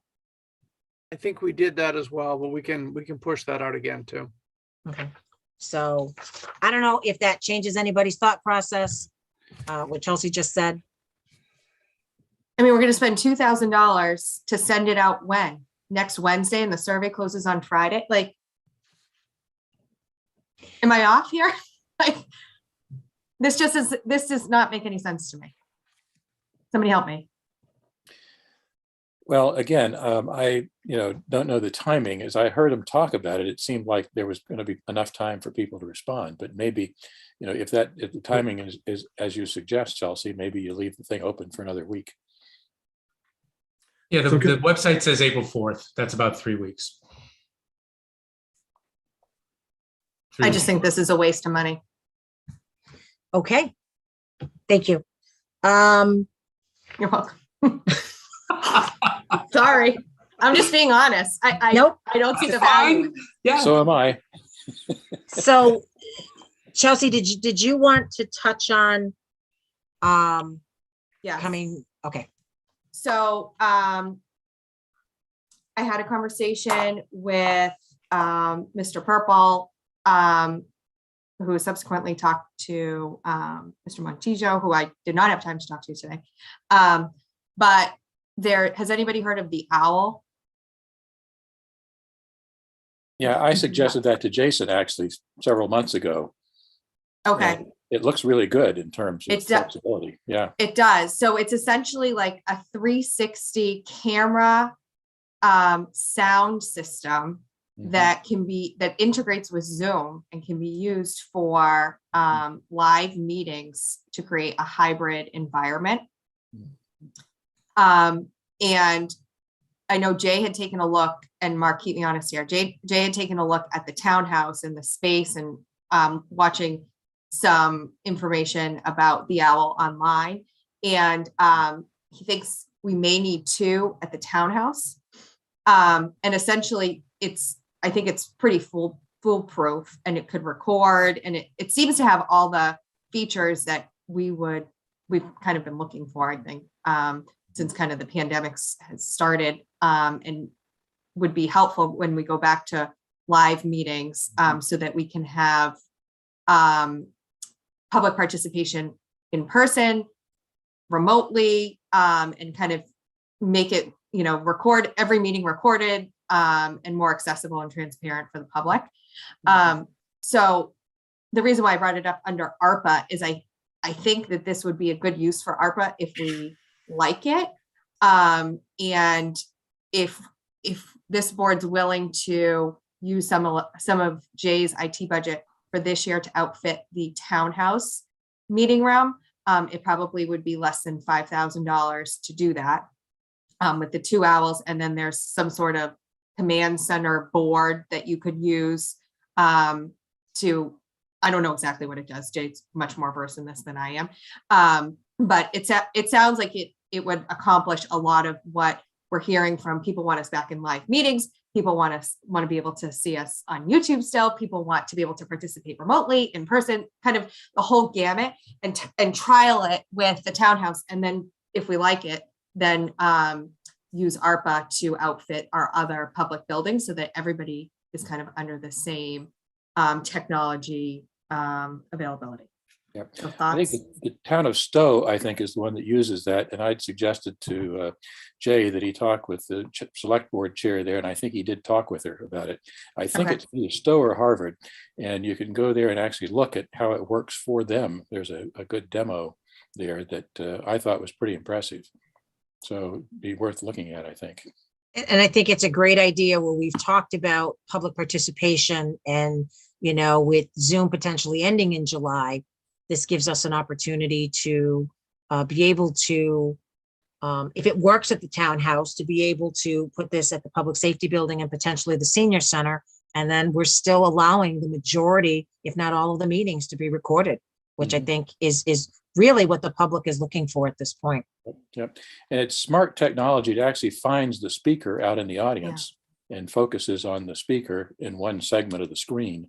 So it's again, not like being there, but it's much closer than Zoom, for example, in terms of feeling presence and getting represented connections with people in the audience and the board as they talk. My only thought is well, we're not talking about, are we talking about spending money on it right now? Potentially. Yes. I mean, I kind of think about it, any sort of new technology, is the cost 6 months from now, a year from now, going to be significantly less because it's been allowed to just mature a little bit. And maybe somebody who understands the industry could give us some information on that. But generally, I mean, if we're not doing this in 3 months, we're going to be doing it in a year. Yeah. I mean, it's certainly the wave of the future. So it's just a question of whether or not now is the right time from a cost perspective. I'd buy one now and see how it works. If it works, so great, that's what we're planning. That's what we're planning to do right now is to purchase, because our meeting spaces are large. So if we're going to make it work in the townhouse, if we're going to make it work at public safety, if we're going to make it work at Corderville, we're likely going to need 2 of the units, and then obviously the command center. We're going to purchase that out of IT, and at this point, just one setup. And we'll beta test that in the locations, see if it's something that's transferable, see if it can make it work. If it is, we'll come back to the board and see if you're willing to entertain similarly outfitting the rest of our meeting spaces. Okay. I think it makes it makes sense in the respect that I would like to get back to in-person meetings as soon as we can. I think there's tremendous value in that, but I think there's also value in the hybrid with people being able to participate how they feel comfortable and, being able to view the meetings as well. So, Andrew, I don't know what your thoughts are. Okay, so is the decision about whether to spend money on something right now? I mean, this concept sounds very interesting. Mark, you said it's gonna come out of the IT budget. So we're spending a little bit of money out of the IT budget now to kind of vet the idea. And if it's something that we feel we should be rolling out for all our meeting spaces, because remember, even if Southborough Access Media comes back and gives us the level of service that we had pre-pandemic, it's still going to be a limited number of boards and committees based on their abilities and their staffing. And so, I think that this sounds like a good idea. It's probably something I'm going to need to see to understand, So you should definitely go online and Google it. And there's a good video, and I can also send out a list of the towns that I think are using it. And I watched some of their meetings and it's pretty impressive. I was like, wow, this quality is really good. And it bounces to the right person. It's incredible. What if there's a lot of people yelling all at the same time? Is it It shakes. It has a It goes, laser zapper It has a attached. siren that goes off. I don't know. I mean, I Sometimes happens. you know, we can, if the board wants to go look at some of these videos, I'm certainly in support of, I've taken the time to do that already. If the board wants to wait until the 24th potentially to take a position on this and take a vote, you know, to do I'm this, sold. I'm sold as well. I think it's, Yeah. It's short money right now, so that's fine. I mean, we've got this, I've got this at work. But we got it through a federal contract, so there's a little bit of price $1 million. leverage. Yeah, a little bit of price leverage, but it is kind of amazing. And it's it's pretty seamless the way the meetings can take place. You tend to, and anyway, if you get multiple screens, and it really is, it's almost like being there. so Mark, do you need a vote from us to move forward with this? It's basically. This okay. was simply informative as to what we're doing, and if it's something that seems like it's going to get us where we're looking to go, then we'll be back, and then at that point we'll need the board to take a vote. Okay. But Lisa, So, speaking of yes. meetings in person, Yes. So I think the question is, Marty, still from a Board of Health perspective, Chelsea, I don't know if Next Friday, we're discussing. okay, there you go. Next Friday, the Board of Health is going to discuss.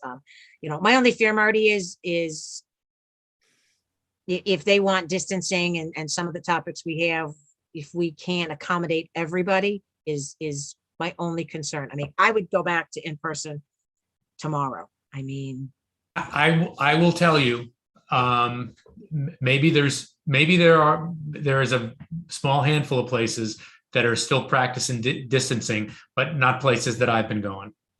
And it just seems, the rest of the world is not wearing masks, and 90-something% in at least where I'm going, and they're not social distancing. So the idea that somehow, I mean, if that's wrong, then it's wrong 90%. And the idea that we're gonna bucket and that's gonna make a difference somehow just seems. so I think one of the concerns, Marty, too, and I don't mean to interrupt them, I apologize.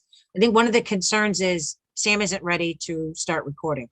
So if we meet in person before we have something in place, we're going back to what we did prior with having the laptops and, having to make sure you click your speaker off, or that's my only concern. I know Mark's been working with trying to get in touch with Sam to see, even as an interim before we potentially do the owl. That's why I think it's important that, Mark, it would be good if you guys could get a time frame on when we could get the owl, get it up, get it going, and we can do a test. But unfortunately, there's no way to record right now.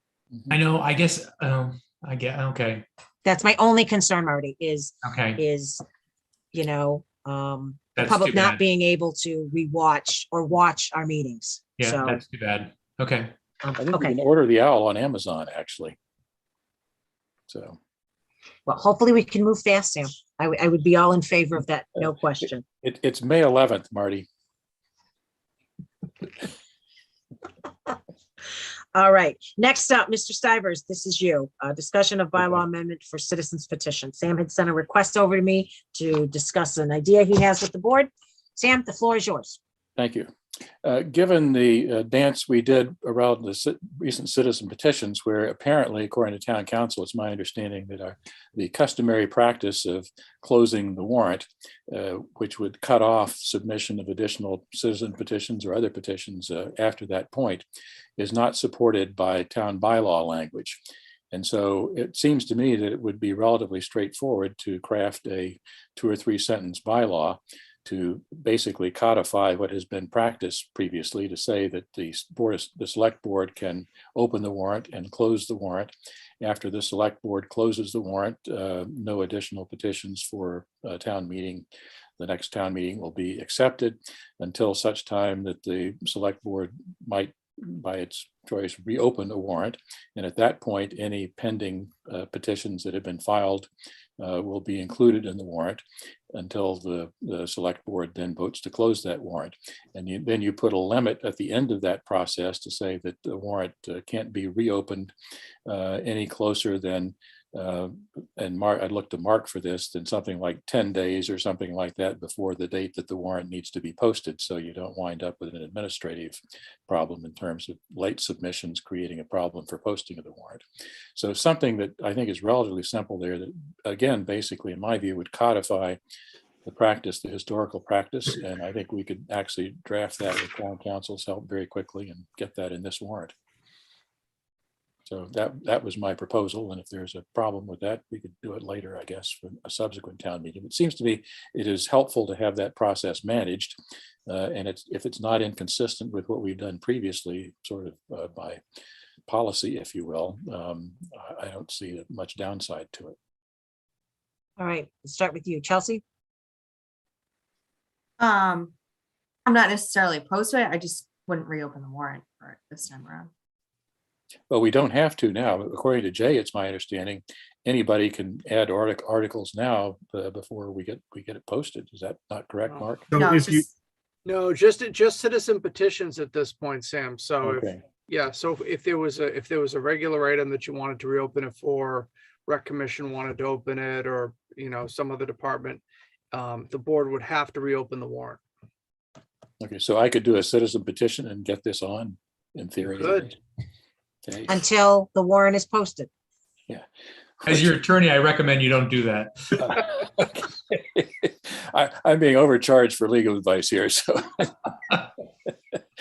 Okay, well, again, I don't necessarily, feel compelled to do it urgently here, but I think it's a useful thing that would be, again, helpful to administratively simplify the warrant process. I think it makes sense that if we don't do it now, then that we're gonna have the same problem at the next town meeting, right? Well, I think one of the problems we had was that town meeting was delayed. Had town meeting not been delayed, then the warrant would have been posted a month ago. And It still would have had that opening. I mean, we closed it in January, I think, didn't we? We did. So there was still a gap there. And I mean, we could reopen, and there's nothing pending out there now, is there, Mark, that reopening would create a problem for? I'm not aware of anything in that, but you never know until you reopen it. Yeah, well, again, not life or death, certainly, but it just seems to me it's something we could clean up and set ourselves in a better position going forward, but I'm not. I get it. Sam, I agree with you, but I'd hold on. I wouldn't go through the jump through hoops to do it this time around. Just there could be more discussion about it. I just don't think it's worth it. Yeah, I mean, again, I don't feel strongly about it, but it's an opportunity to clean something up, I think, so. Yeah, and Sam, I support the concept. I just worry about opening the warrant back up. I think it potentially, again, my opinion, I think it not something the board typically does, but well, votes aren't there, so let's move on. Thanks. Lisa, can we go back to the ARPA discussion? Because we didn't take a vote on all the ARPA line items for them, Brian, to move them out of the warrant. Didn't we take a vote at our last? Okay. No. Okay. Let's go back then. So I'm going to go ahead. Okay. Make the motion. I was just going to make a motion. Okay. Perfect. So I move that we support taking ADA improvements for $50,000, conservation remediation of Breakneck Hill for $59,515, the audit for $5,000, and Board of Health for $50,000 to be used by ARPA funds and taken out of the warrant. Second. The audit for $5,000. Yeah, it was in the town accountant's audit budget. It's a single audit. It's a one-time expenditure. And it's to audit ARPA. Mark, right? Or related to. Depending on how you spend the funds, it could be more than 1 year, but it is going to be as a result of having to expend the ARPA funds. Oh, so this is tied to doing ARPA. This is to audit how the funds are subsequently spent after. Okay. Okay, thank you. Roll call, Mr. Dennington, Aye. Mr. Stivers, Aye. Mr. Healy, I'm aye, but is this not gonna raise the same issue with the ARPA folks as the other thing? no, they're aware the board has already taken these Okay, that's positions. fine. Yep. Okay. Yep. then And I'm aye. Chelsea, I'll just say, Chelsea, you spoke to Andrea as well. That was one of the I things did. we asked after our last meeting, Marty. Yep. Ms. Malinowski, Aye. Ms. Brascio, aye. Okay. That being said, the proposed amendment to NARI Building Committee, Ms. Malinowski. So I think when I had suggested we put this on there, we didn't have interviews set up for tonight. Obviously, we appointed 2 residents at large, 2 out of the 4 to this committee. I think this committee's 9.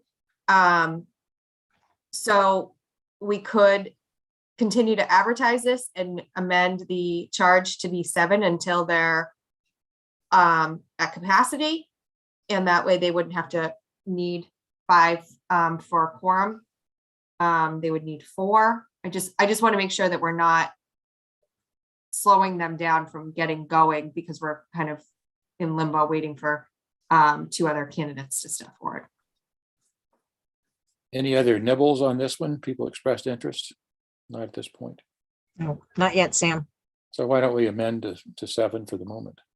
Yeah, and we can always amend it back. Everyone in support of that?